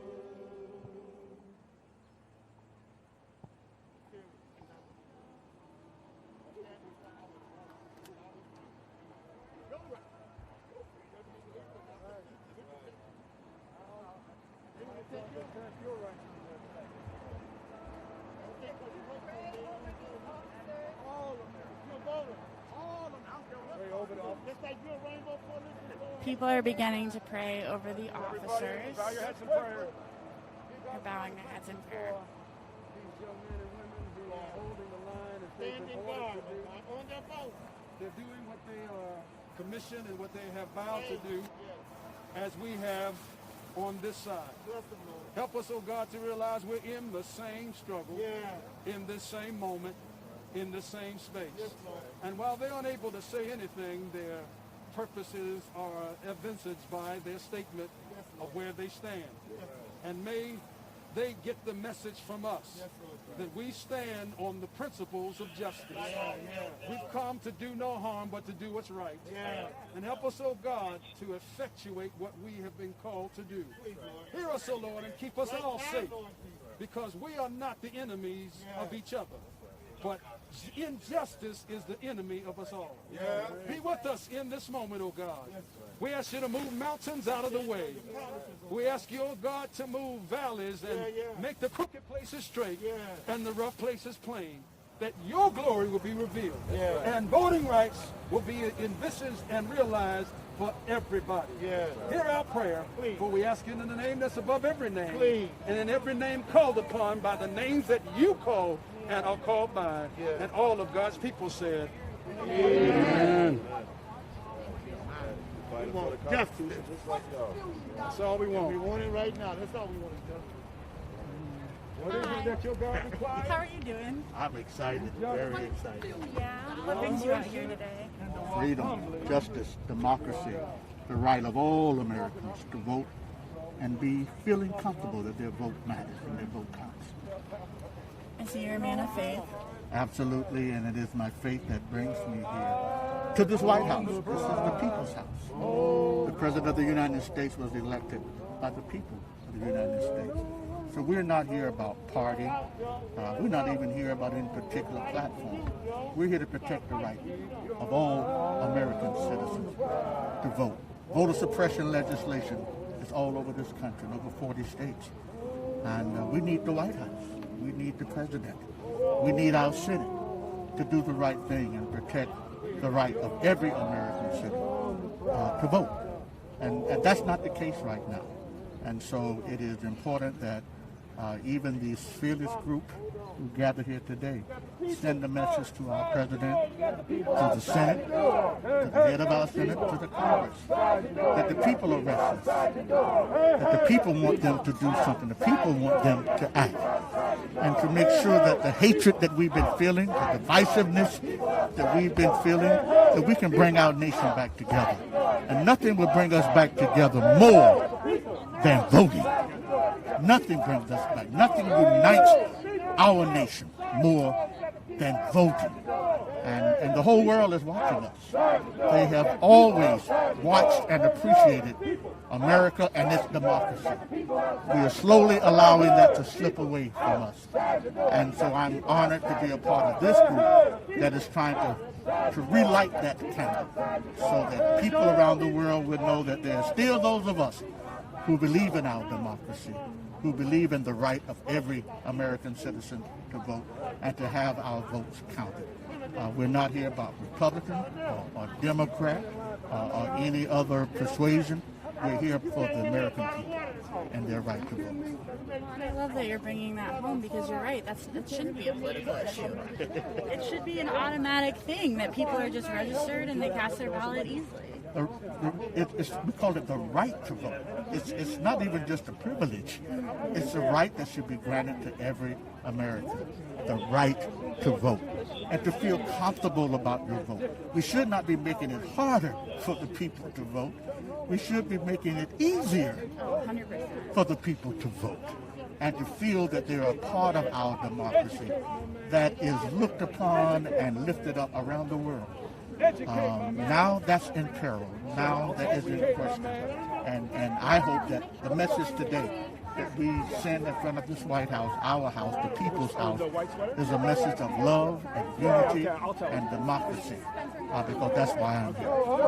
And it is a very, very loving energy out here, which I really appreciate, by the way. Thank you. Everybody's so kind and grounded and wise. Oh, yeah. I've been doing this for over 45 years. Really? Oh, What was the kickoff for you? When my father would take me 1960, 1961, I'm 5 and 6, and he was denied the right to vote. He would go to vote, but was denied the right to vote. And he had always said, one day you're going to be able to vote. 1964, the Civil Rights Act was passed. 1965, the Voting Rights Act was passed. And so I've been voting ever since I have been of age. I do not miss an opportunity to vote because I saw how my father and many, many others like him, an African-American male who was denied the right to vote. I really appreciate you sharing that. What has it been like to watch everybody win and then those rights been rolled back? That is the hurting part. Our nation was coming of age. We had the largest turnout that we've ever had in the history of our country in voting. That was a great feeling. And immediately following that, we had 40 plus states coming up with voter suppression deals. We would have liked to have seen our nation, our states, making it easier for citizens to vote, not suppressing the people's right to vote. And so we've turned in the opposite direction. It is not something that we enjoy being here. It's something we have to do. The voice of democracy, the voice of freedom, the voice of participatory democracy and supporting people has to be heard. And so we stand in front of our house. This is our house, the White House, to vent our voice for our nation. We are here, as SCLC used to say, to redeem the soul of America. And many of us are people of faith. And we know that there's something bigger than us. Democracy is bigger than any of us. The right to vote is bigger than any of us. And so we will fight for that. And whatever it takes. This is just a part of the pendulum today. And I saw a recent study that a lot of people younger than 20 know what Jim Crow is. They don't remember Jim Crow. And that's terrifying because it was such a violent, people were beaten. We are seeing Jim Crow in three-piece suits. Exactly. Thank you for that. I love that. Could I steal that? This is Jim Crow Jr., Jim Crow Esquire. I'm going to quote you on Twitter. That's great. And it is true. We see Jim Crow in the Senate. The same mentality, the oppressive mentality, the suppressive mentality, the denial, it still exists. And so we must have the counterforce of love and unity and togetherness. That's what we seek to represent. We're not here for Republicans or Democrats or independents. We're here for the American people. That's why I'm here, to protect. Even if they are totally against everything I'm for, they have a right to vote. And that right should be protected by the states and by our government. That is not happening now in America. That right is being suppressed and oppressed. And we got to free it up so that we can create the kind of democracy that we all can participate in. Well, because I think they know that if everybody has the right to vote, people are generally pretty good people. They'll vote to protect each other. Absolutely. And we have become a divisive nation. Let's just face it. Too divisive, too segregated, too apart. And the vote is the great equalizer. I don't care whether you're a billionaire or whether you're a custodian. Everyone gets one vote. One vote. And that's why we fight for it. That's why we're willing to present our bodies for it, to risk arrest for it. It is that important to us. Is your dad still with us? No. In fact, it was ironic. My dad died 1 year after the Voting Rights Act was passed. Really? 1966. The Voting Rights Act was passed in 1966. He did not get an opportunity to vote. I'm really sorry. That's why I have to. How do you think he'd feel? He would be so honored. And I want him to be proud that he planted that seed in me when I was 5, 6 years old. He knew exactly what he was doing, taking me to the polls and letting me see the denial. He knew exactly what he was doing. He said, one day, you will be able to vote. You will be able to vote. And that's why even in my family, I have 3 children. They know they have to vote. I don't even tell them how to vote. I think I got one daughter that may be a Republican. It happens that way sometimes. I protect everybody. Right. You don't take around 10 months. It looks like, all right, are we taking a seat? Well, no, a chair may not be there. I could wipe it up with a $5 bill. All right. That's right. Reverend Jim, would you like a chair for a bit, sir? You've been athletic today. You guys want a bottle of water? Nobody's been arrested. A bottle of water, sir? You're hearing from some just incredible people. Ask your colleagues if they want some water. Man, that water for us gets you in trouble. Sure, you good? Want a bottle of water back there? Seems like we're going to be We've got a van. What you think this tactic is? I don't know. It's almost like the Senate trying to wait us down. Moscow Biden trying to wait us down. Moscow Mitt. They must not know who we are. They must not know how long we've been waiting for by this. the tree, planted They by the must not rivers of know water. that our foreparents, oh my God, been fighting for justice. So again, And we're standing on their shoulders. Why? Because there's a great crowd Activists of and faith leaders demonstrating in front of the White House for their right, a right that should not have to be as vulnerable as it is in the year 2021. Look, ain't going nowhere. Look, ain't going. It's getting deeper and deeper. Activists are The roots are getting deeper every day. I did a study. A bill that would protect voting rights at a federal level, which is right, which is current. We like the crime. Pretty much any state. And it's curious. We bounce right back up. We get back up. It is a little bit terrifying, no matter what your political affiliation is, that when a party doesn't get its way, its impulse is to take away people's ability to participate in democracy. That should terrify you, even if you are a Republican. If you really have a good faith investment in what you believe in, you should trust those ideas to win out on their own merit. But I think it's telling that they don't have that. When do we want it? Now! What do we want? Voting rights! When do we want it? Now! What do we want? Voting rights! When do we want it? Now! What do we want? Voting rights! When do we want it? Now! So people are...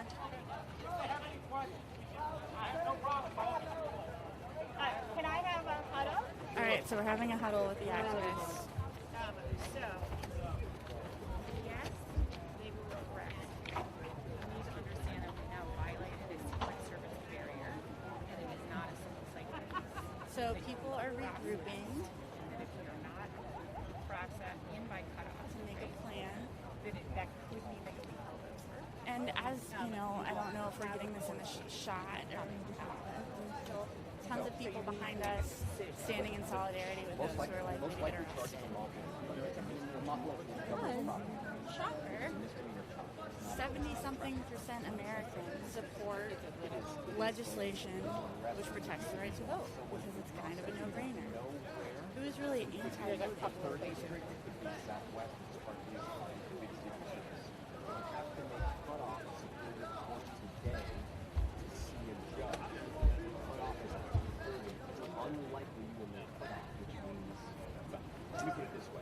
Hello? I have doubts.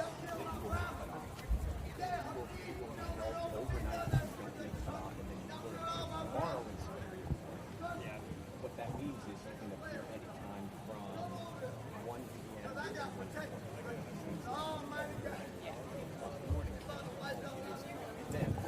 So again, activists are huddling in front of the White House, preparing to likely get non-violently arrested to make a stand for voting rights and call upon the president, the person who lives in that house right there, to use his office to protect voting rights, something that he has come out in favor of and yet is not using the full hilt of his power to call upon Democratic senators and Republican senators to pass legislation which would protect the ballot at the federal level.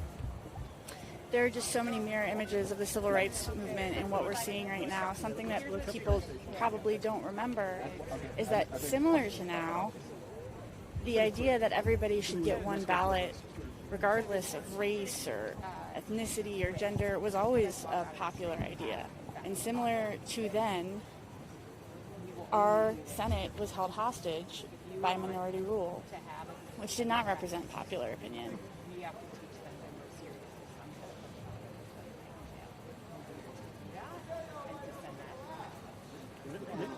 The other option would be basically... It's also worth noting that we're in front of the White House in Lafayette Square, where a year ago Black Lives Matter protesters were shot and tear gassed all throughout the summer. And it's just a startling mirror image of, again, the civil rights movement. Non-violent protesters being beaten, jailed, imprisoned, simply as they demonstrated for their right to be safe and participate in democracy.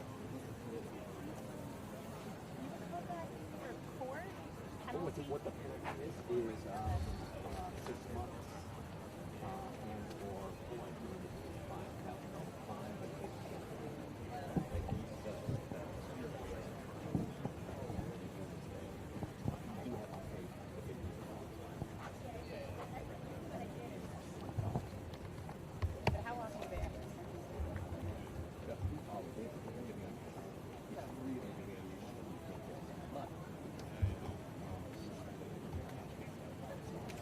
As we've been standing here, more and more police have come out in front of the White House. It's a little unclear what's going on. They haven't made their moves, but I think I told you guys like 20 minutes ago that the police were 2-to-1. Now it's more like 3 or 4-to-1 cops per activist, which is a little shocking. I mean, you look at the activists in question who have been praying, speaking, singing, doing nothing jarring or violent, and are largely people and leaders of faith.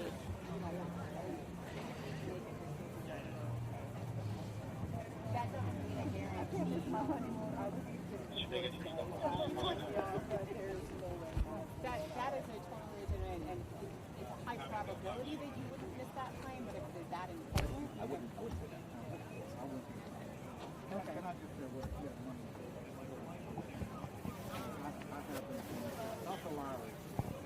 One thing that comes up a lot when you hear from civil rights leaders about voting rights, this is not a fight people should still be having. We should be out here for the climate or for any number of other important issues that need attention right now. This one, the ability for people to vote, should be a given. But 2020 was one of the most active voting years in history, with an influx of absentee ballots because of COVID, and mail-in ballots are actually what are under attack right now, using the bogus excuse that this election was not valid, that Joe Biden didn't really win, and you have the same extreme Republican politicians who instigated the insurrection on January 6th, making the bogus claim that our election process isn't safe, when of course it's those congresspeople who aren't safe, and why they're still allowed to represent the public's interests is beyond me, and beyond a lot of people. But we're out here demonstrating, calling upon the president to do his job and protect everybody's ability to live in a safe and fair democracy. There's this which means that it's what controls the side of you. It could very well be that there's somebody in the White House. When I came in,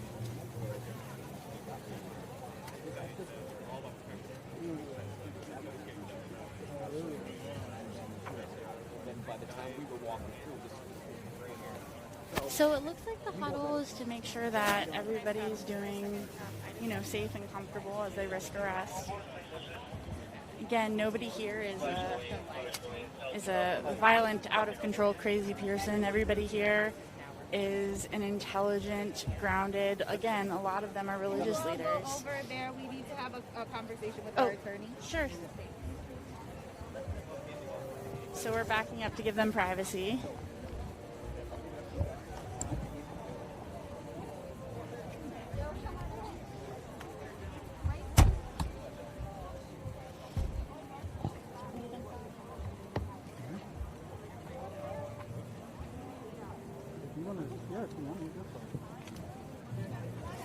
So again, for anyone who's just now joined the live stream, we are in front of the White House, right outside of Lafayette Square Park, where people are risking arrest to protect voting rights and pushing the Freedom to Vote Act and the John Lewis Voting Rights Act.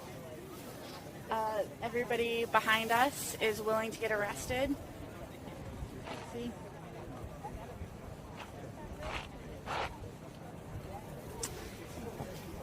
People have been here since 8 a.m. this morning, talking and speaking and singing and praying. Most of the people behind me are Christian faith leaders, but we also have Jewish faith leaders, and a lot of people behind us in the park are here standing in solidarity with those getting arrested. People for the American Way is a big organizing coalition here, and we will be doing this essentially until President Joe Biden does his job and pressures members of the Senate and Congress to pass federal legislation that protects the ballot. Trying to see if anything's happening behind me. It's looking like the people behind us are going to be arrested, and as you can see, there's literally nothing violent or crazy going on.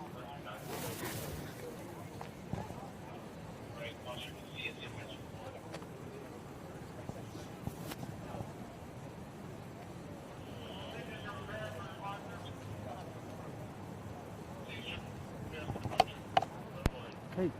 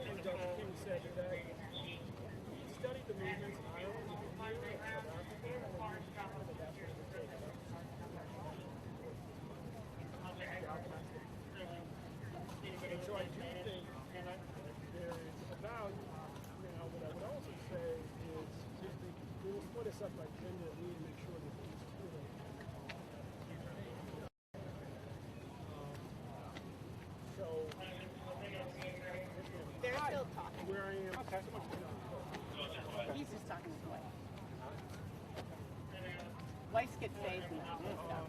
So if this is media, that's my the designated media area is behind the yellow line.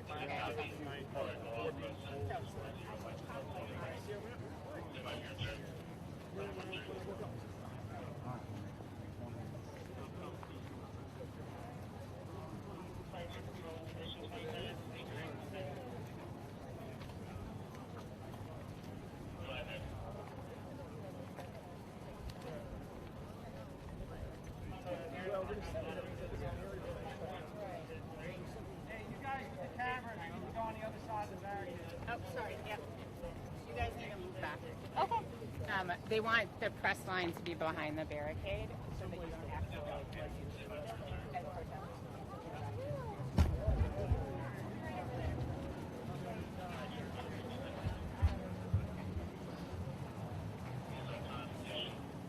So will you just go, can you do me a favor? So what they're saying is that if you're not behind this, that they'll include you in that. So if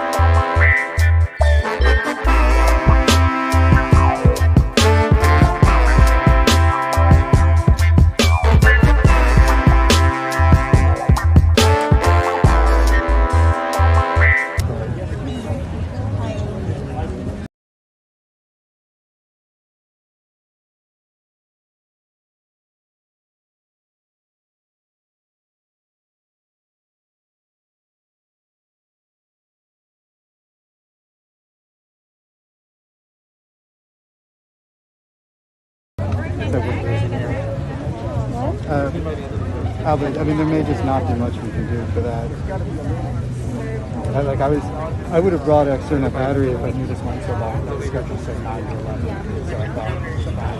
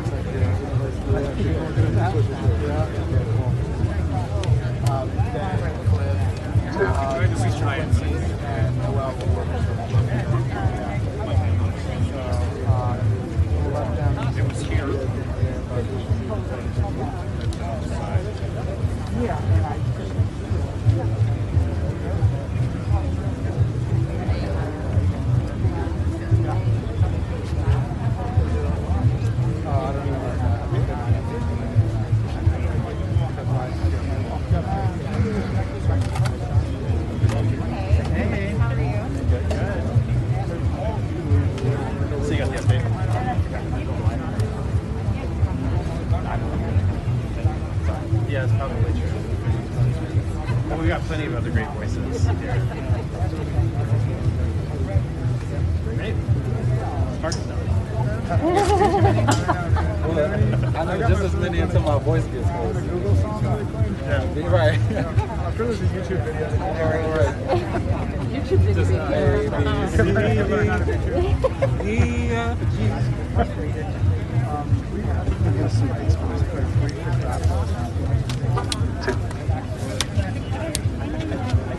Let's let the rest play out, and then we'll have like a little.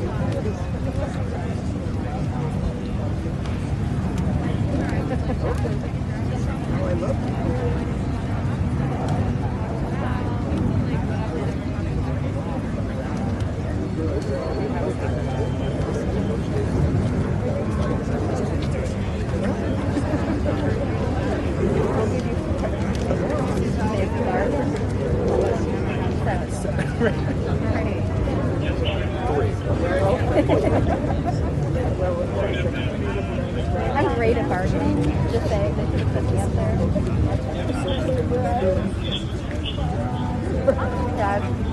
Yeah, I'm great at bargaining. I'm great at bargaining. Put me up there. Get them up to like around 6.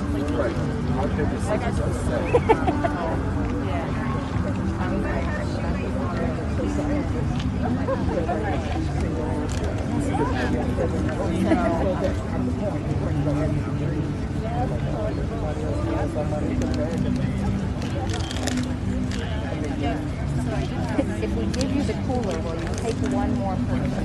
Right. The chair. And the chair, right. Sammy? The chairs are just a bonus.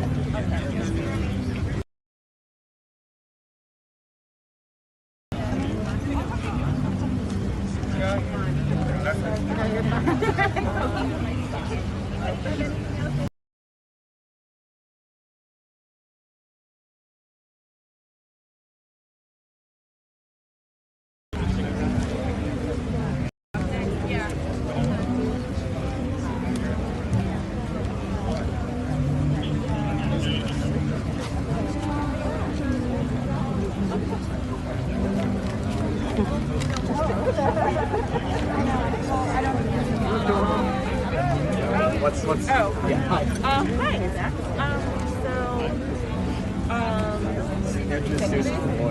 Yeah, basically, but they're first of all over here. Not negotiable arrest, but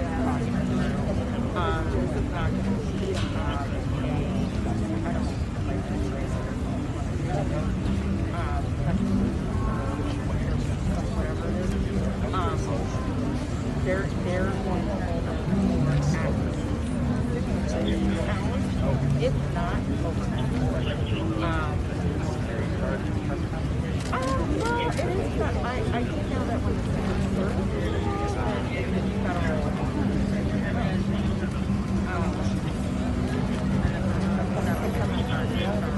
so they were probably discussing I would love all lawyers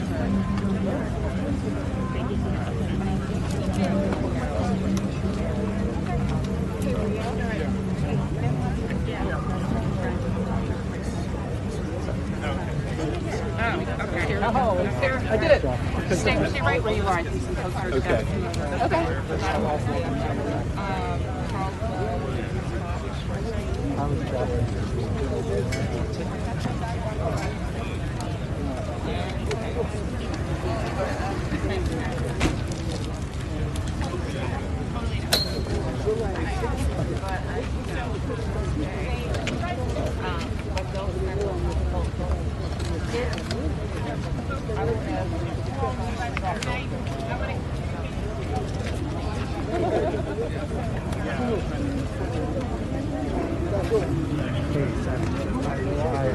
positive results.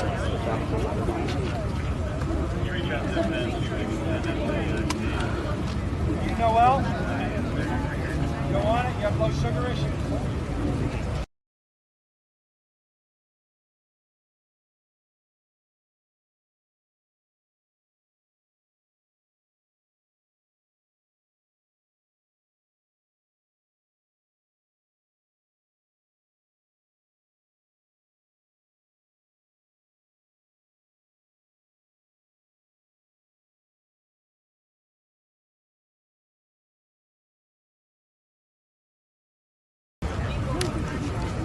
Kelly?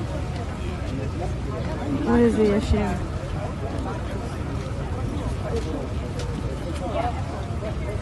It's coming back. It is.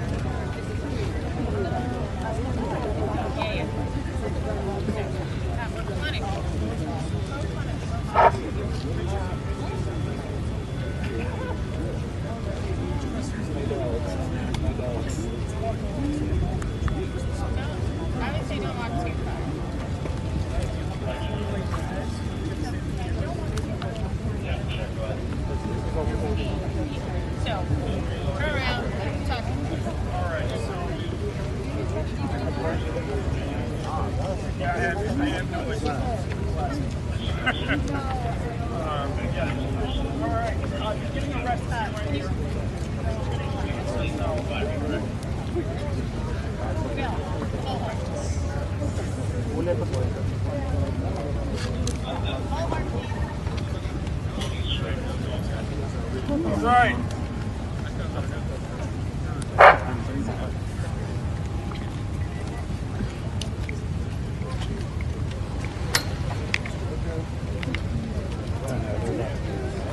Good afternoon.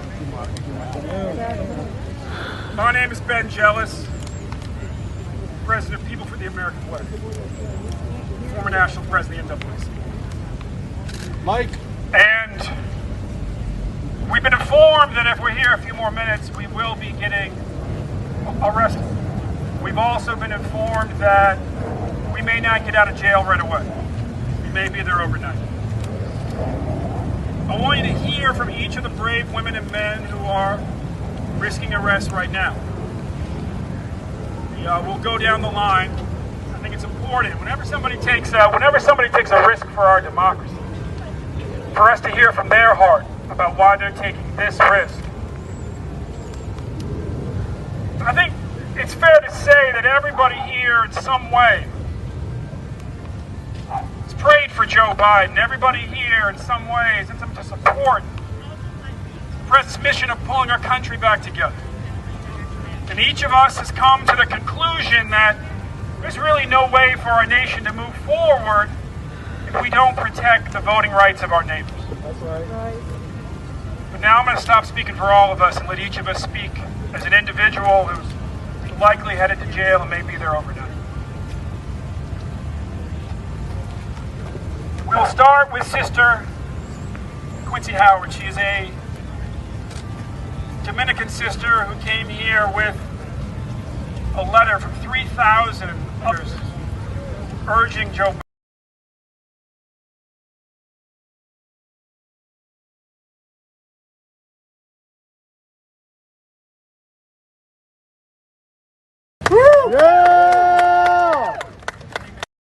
Hi everyone. I am, as he mentioned, Sister Quincy Howard. I'm a Dominican sister, and I am choosing to do this because of a long tradition of Catholic social justice and civil disobedience, including the late Ardith Platt, who spent years in prison. It is the least that I can offer to spend one night in prison by choice, to hopefully inspire the hearts of other Americans, other Catholics, and all of you to continue this fight moving forward, and to especially President Joe Biden, who needs to hear this message and needs to take it to heart and understand that there is something much deeper here than politics. So thank you for the opportunity. Thank you, Sister Quincy! Woo! Let's hear it for Sister Howard. Woo! Now we will hear from Noel D'Amico, Director of Social Justice at the Workers' Circle, a 120-year-old organization of secular Jews who work for justice. All right, Noel! Yeah, Noel! I'm here today because I believe that if we do not act now, we will lose our democracy. Right. We are out of time.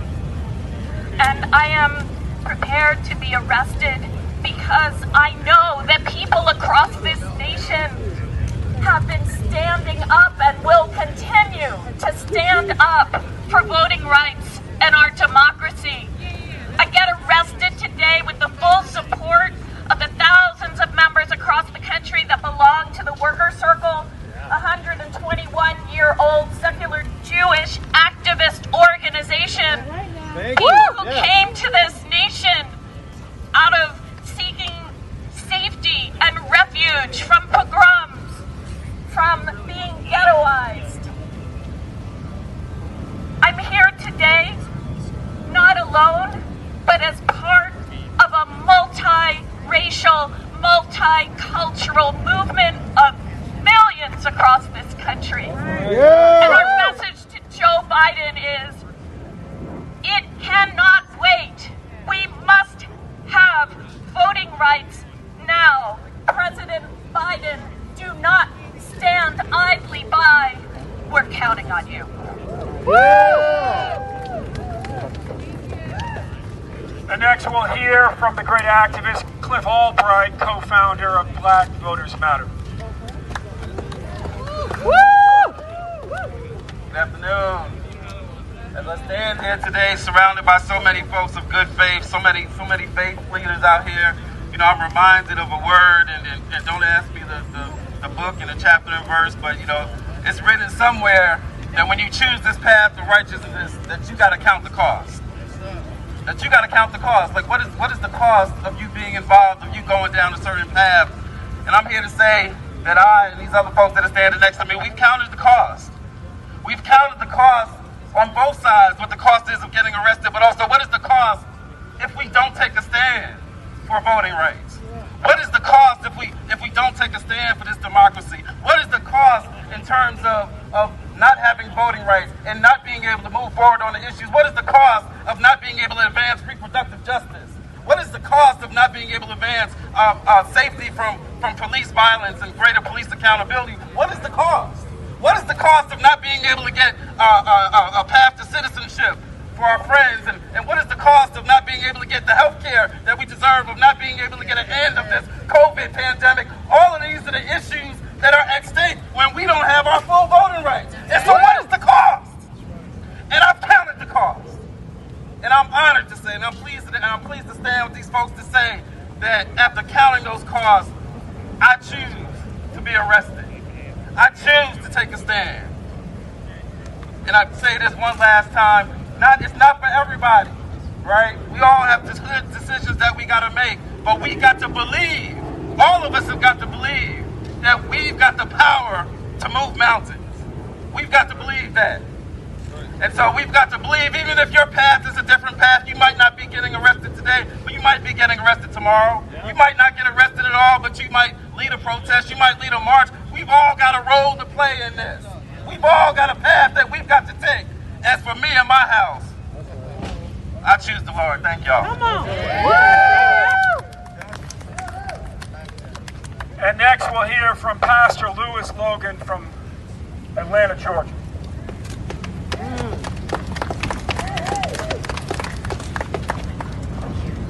Good afternoon, family. Good afternoon. I have to believe that actions speak louder than words.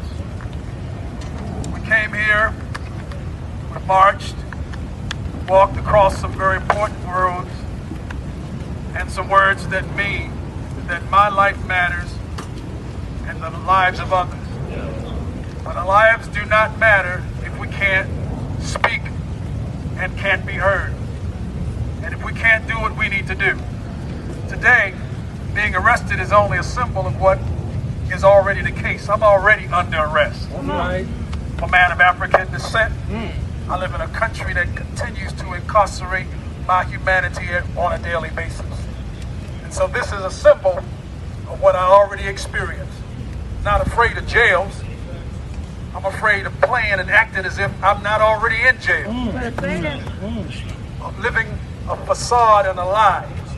Today, I hope that what we do today, the 5 of us, 5 being the symbol of grace, provides unmerited favor, that in some way our doing what we are doing will please Almighty God and will move in places where we can't move or where our voices may not be heard. I believe that when you make a sacrifice, God honors that, and that God will empty the jail. That even though we might be in jail like the Philippian jails with Paul and Silas, that maybe the jail will rock. Maybe it'll shake up the nation. Maybe it'll shake up this recalcitrant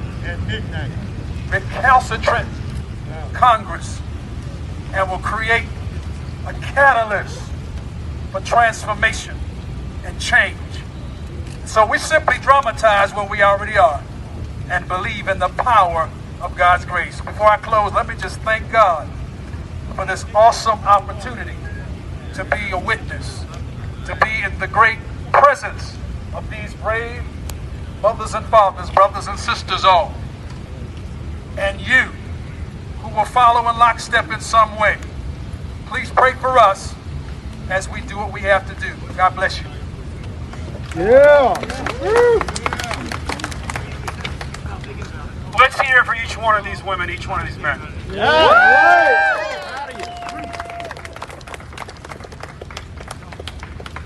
I'm Ben Jealous, president of People for the American Way. If you don't know People for the American Way, we were co-founded by Barbara Jordan and Norman Lear 40 years ago. Our board is a great coalition of people who show up every day to be allies for others. Reverend Tim McDonald is our co-chair. The incomparable Kathleen Turner is one of our board members. Thank you for being here, Kathleen. Thank you for coming back. Yeah. Great actress, great actress.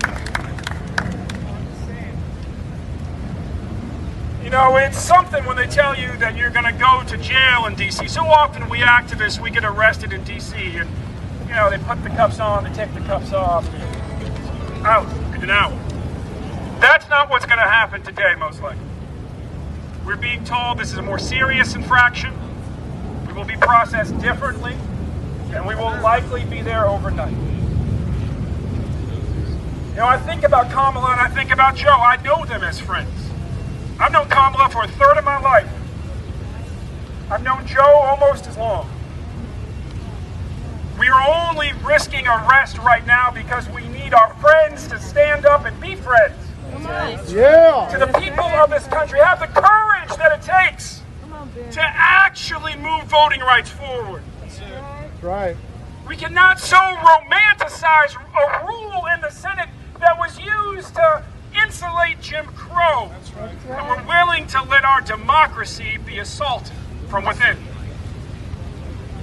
And when you start talking about going to jail, those of us like Kamala and I who are children civil rights activists, our minds go back to our parents. I go back to my mom. I'd hide in the trunk of a car to evade Klan patrols. But she was on her way to help black farmers in Tennessee who had been pushed off their land because they demanded their right to vote.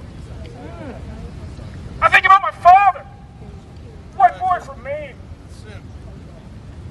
who when he went to jail in Baltimore during the civil rights movement, they tried to invoke his white privilege, said he could leave, and he said, no, I'm not going to leave till all of us leave. And then they took his glasses from him, and they beat him up. I think about my grandmother, whose body is a Confederate monument. She's lighter than me because she descends from Thomas Jefferson's family by the family line that was their slaves. Who passed for white the only time in her life to check on my father after he had been in jail for days. officers looked at this light-skinned black woman, and all they saw was her skin color, and they said, "Oh, you must be Mr. Jealous's mother." She did not know that one day she would be his mother-in-law. She just said, "Yes, I'm here to check on my boy." And I think about my grandmother's grandfather, who stood in front of a courthouse in Southern Virginia when his own party tried to take his name off the ballot because he had formed a coalition with white farmers who, like him, worked the land and were worried about their children not being able to get an education. And his wealthy allies turned against him and said, "If you are going to get with this rabble, we're taking you off the ballot." And they, the rabble that were the dirty fingernail farmers of Southern Virginia, black and white, stood shoulder to shoulder and dared them to take his name off the ballot. And that was after the Danville race riot. They all knew, black and white, that they were risking their lives. Because back then, black men who insisted on asserting their rights and white men who stood with them all risked being lynched. It should not have to be this way. I mean, I want to be really clear. That's right. My organization put it all on the line for Joe Biden. Not just for this election, for his entire career. That's right. Speak, man. That's right. Kamala would not be vice president but for the League of Women Voters and the suffrage. Yeah. Say it.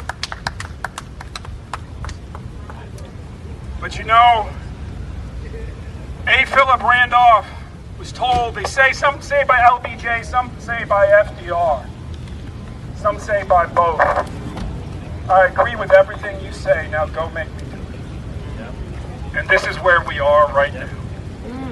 The people, the millions of people represented by the organizations here are saying to the President of the United States, saying to the Vice President of the United States, stand up, have courage, tell the Senate to remove the filibuster as an obstacle and secure our voting rights. Yeah. Tonight, if we're not out, pray for us. And on the 19th of October, join us. This does not end until the voting rights of our neighbors are secure. Because more than our parents, more than our friends in the White House, we are here for the young people who do not get a great education until we make sure that everybody can vote. Yeah. We are here for the workers who do not get treated fairly until everybody can vote. That's right. Yep. We are here for the women whose rights are being assaulted in state after state, and they will not be secure until everybody's right to vote is protected. That's right. And we are here for the country that we love so dearly. Yeah.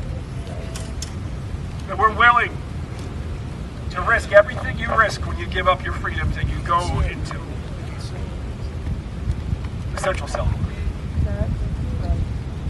God bless each of you. Let's build this movement. Go fight, win. Yeah! Thank you all!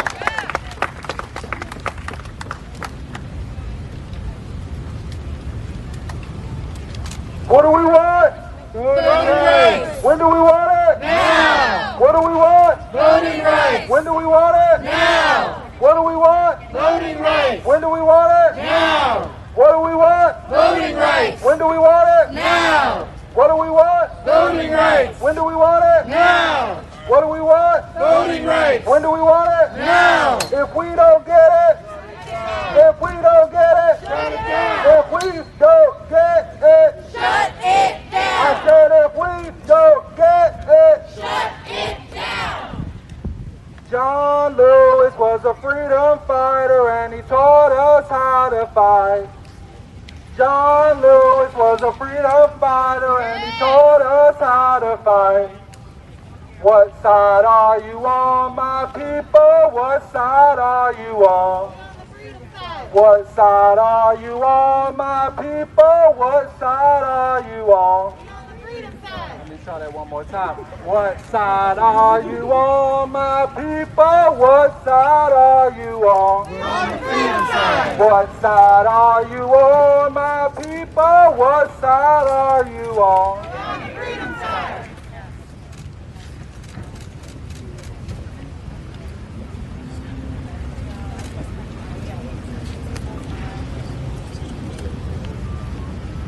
No justice. No peace. No justice. No peace. No justice. No peace. No justice. No peace. No justice. No peace. No justice. No peace. No justice. No peace. No justice. No peace. Marcus, give Reverend Tim the bullhorn. Yeah, I got it right here. We are here to say thank you to our brothers and sisters in justice who are risking arrest here today and putting everything on the line for our democracy. Reverend McDonald will lead us in prayer. Sing, Tim. All right. Tim, there's little light of mine. Oh, no. Come on, Tim. Let it shine. Please, well, this little light of mine, my Lord, I'm gonna let it shine. Oh Lord, this little light of mine. Oh Lord, I'm gonna let it shine. Let it shine. Let it shine. Let it shine. Let it shine for the voting rights. I'm gonna let it shine, well, let it shine for voting rights. I'm gonna let it shine, my Lord, let it shine for voting rights.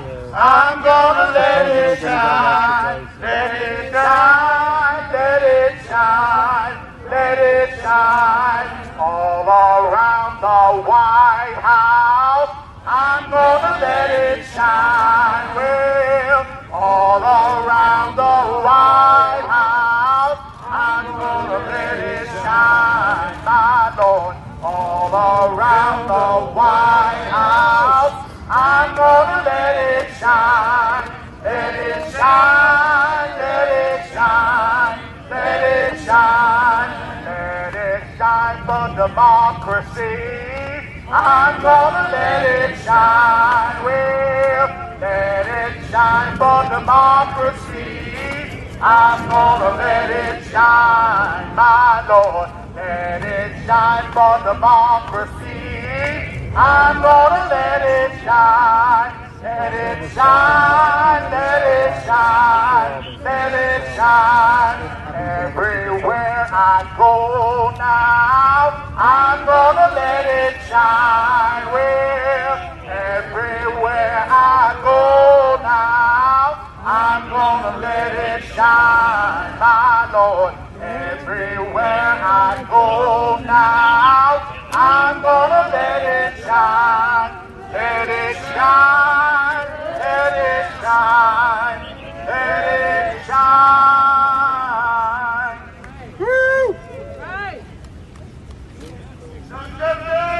No peace! No justice! No peace! No justice! No peace! No justice! No peace! What do we want? Voting rights! When do we want? Now! When do we want? Voting rights! When do we want? Now! When do we want? Voting rights! When do we want? Now! When do we want? Voting rights! When do we want? Now! No justice! No peace! No justice! No peace! No justice! No peace! No justice! No peace! What do we want? Voting rights! When do we want? Now! What do we want? Voting rights! When do we want? Now! What do we want? Voting rights! When do we want? Now! What do we want? Voting rights! When do we want? Now! What do we want? Voting rights! When do we want? Now! No justice! No peace! No justice! No peace! No justice! No peace! No justice! No peace! Woo!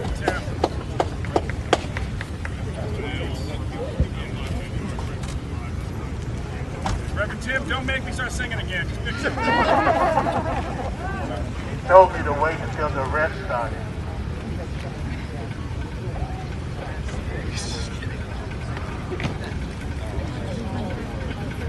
sun comes out. It is our duty to fight for justice. It is. It is our duty to win. It's our duty to win. We must love and respect each other. We must love and respect each Nothing other. to lose but our chains. Nothing to lose but our chains. Repeat with me. It is our duty to fight for justice. It is our duty to fight for justice. It is our duty to win. It is our duty to win. We must love and respect one another. We must love and respect one We another. have nothing to lose but our chains. We have nothing to lose but our chains. It's our duty to fight for justice. It is our duty to fight for It justice. is our duty to win. It is our duty to win. We must love and protect one another. We must love and protect one We have another. nothing to lose but our chains. We have nothing to lose but our chains. One more time. It is our duty to fight for justice. It is our duty to fight for justice. It is our duty to win. It is our duty to win. We must love and protect one another. We must love and protect one another. Just lift up your fist and say, we have nothing to lose. We have nothing to lose. Good afternoon. I am Captain James but our chains. the United States Secret Service Unit Division. You are in violation of DCMR 2100. God's Spirit crossing police line. If you do not cease your unlawful behavior in this course peacefully, you will be arrested. Today's date, Tuesday, October 5th, 2001. The address is 1600 Pennsylvania Avenue, Northwest Washington. This is your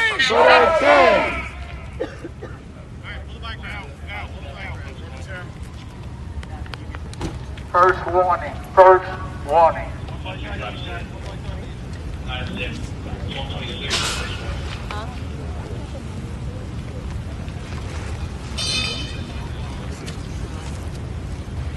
We are not afraid. We are not afraid. We are not afraid today. Oh, deep in my heart, I do we are not afraid today. Standing up for freedom. Standing up for freedom. Standing up for freedom today. Oh, deep in my heart, I do believe we're standing up for freedom today. God is on our side. God is on our side. God is on our side today. Oh, deep in my heart, I do believe that God is on our side today. Stand strong, brothers and sisters. Stand strong. Let's give it up, let's give it up, let's give it up, let's give it up. Yeah! Standing for peace and justice. Let it roll down. We're going to hold on, and we're not going to let go. We know where our strength comes from. We know where our help comes from. We know where it comes from. David said, not some, but all of our help coming from the Lord. Not the opposite. Not from the president, but it comes from the Lord. Yes. That made heaven and earth. Do you hear us now, Joe? Do you hear us, Joe? Do you see us, Joe? And we're not stopping now. We'll be back. Stand strong.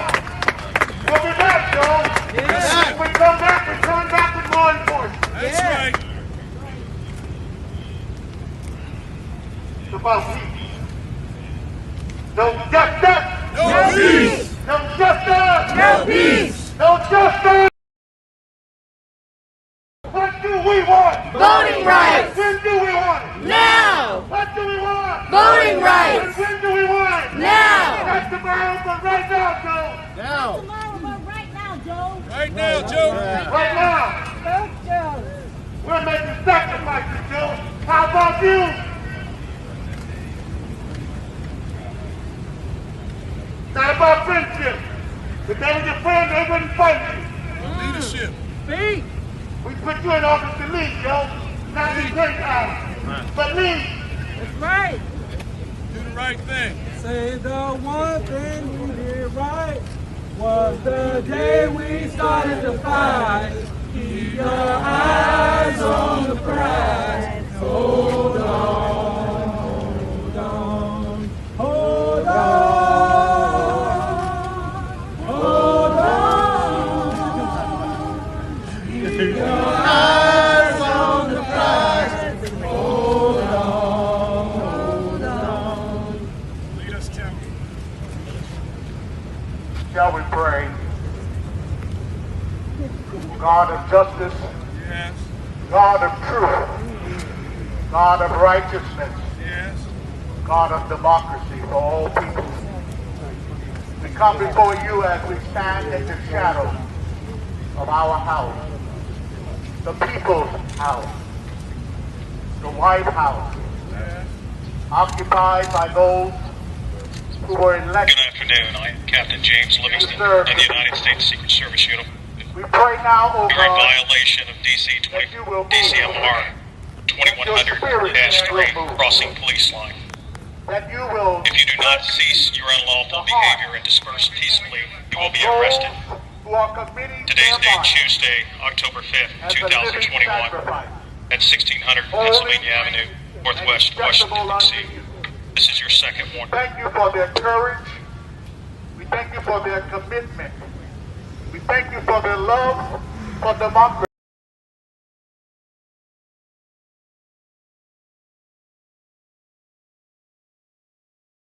That your spirit might move. That your spirit might touch the heart of our president, of the Senate, of this Congress, of all of those who can make a difference as we fight to protect the right of every American to vote and to ensure that their vote is counted. We ask that you move among us.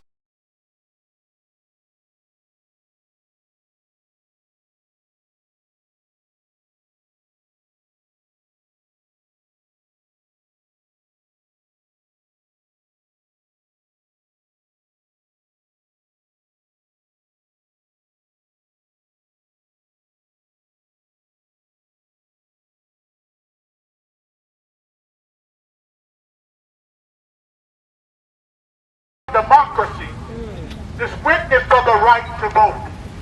Now for these fearless spies who are ready to be arrested, put a hedge of protection around them. Cover them with your spirit. Allow no weapons to form against them to be able to prosper. We understand that these Secret Service must do what they must do. But God, we must do what we must do. Today,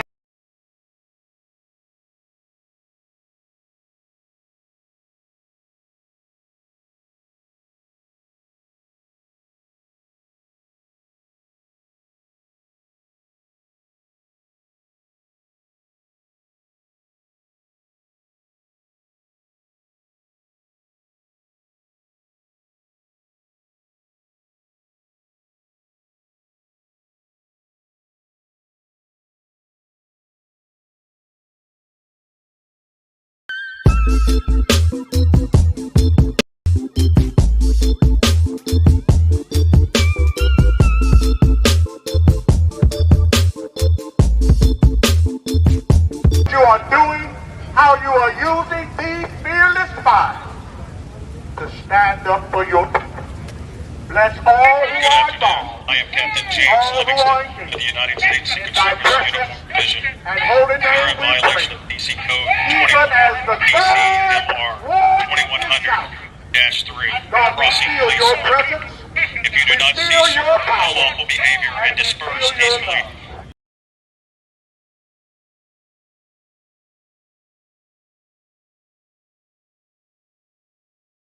He will be arrested. Location 1600 Pennsylvania Avenue, And amen.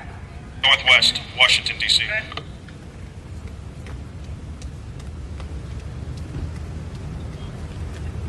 Third warning.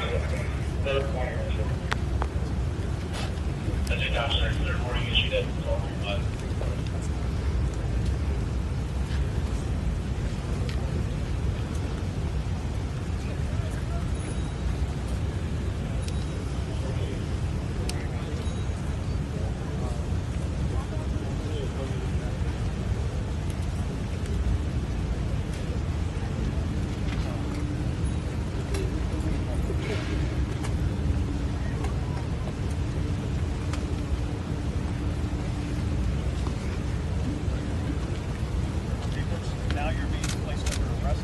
As we wait for them to get arrested, let us be reminded of why we are here.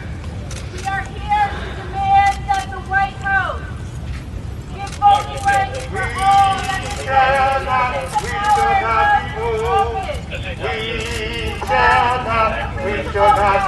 Just like the tree planted by the waters. We shall not be moved. We shall not be moved. We shall not be moved just like the tree planted by the waters. We shall not be moved. We're fighting for democracy. We shall not be moved. We're fighting for democracy.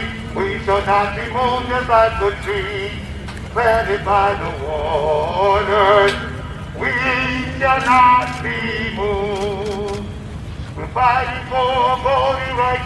We shall not be moved. We're fighting for voting rights. We shall not be moved just like the tree planted by the waters.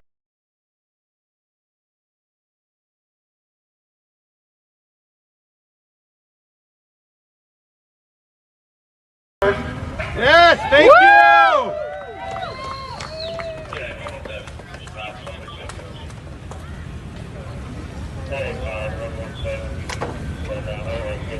What do we want? Voting rights. Voting rights! Now! Voting rights! Now! What do we want? Voting rights! When do we want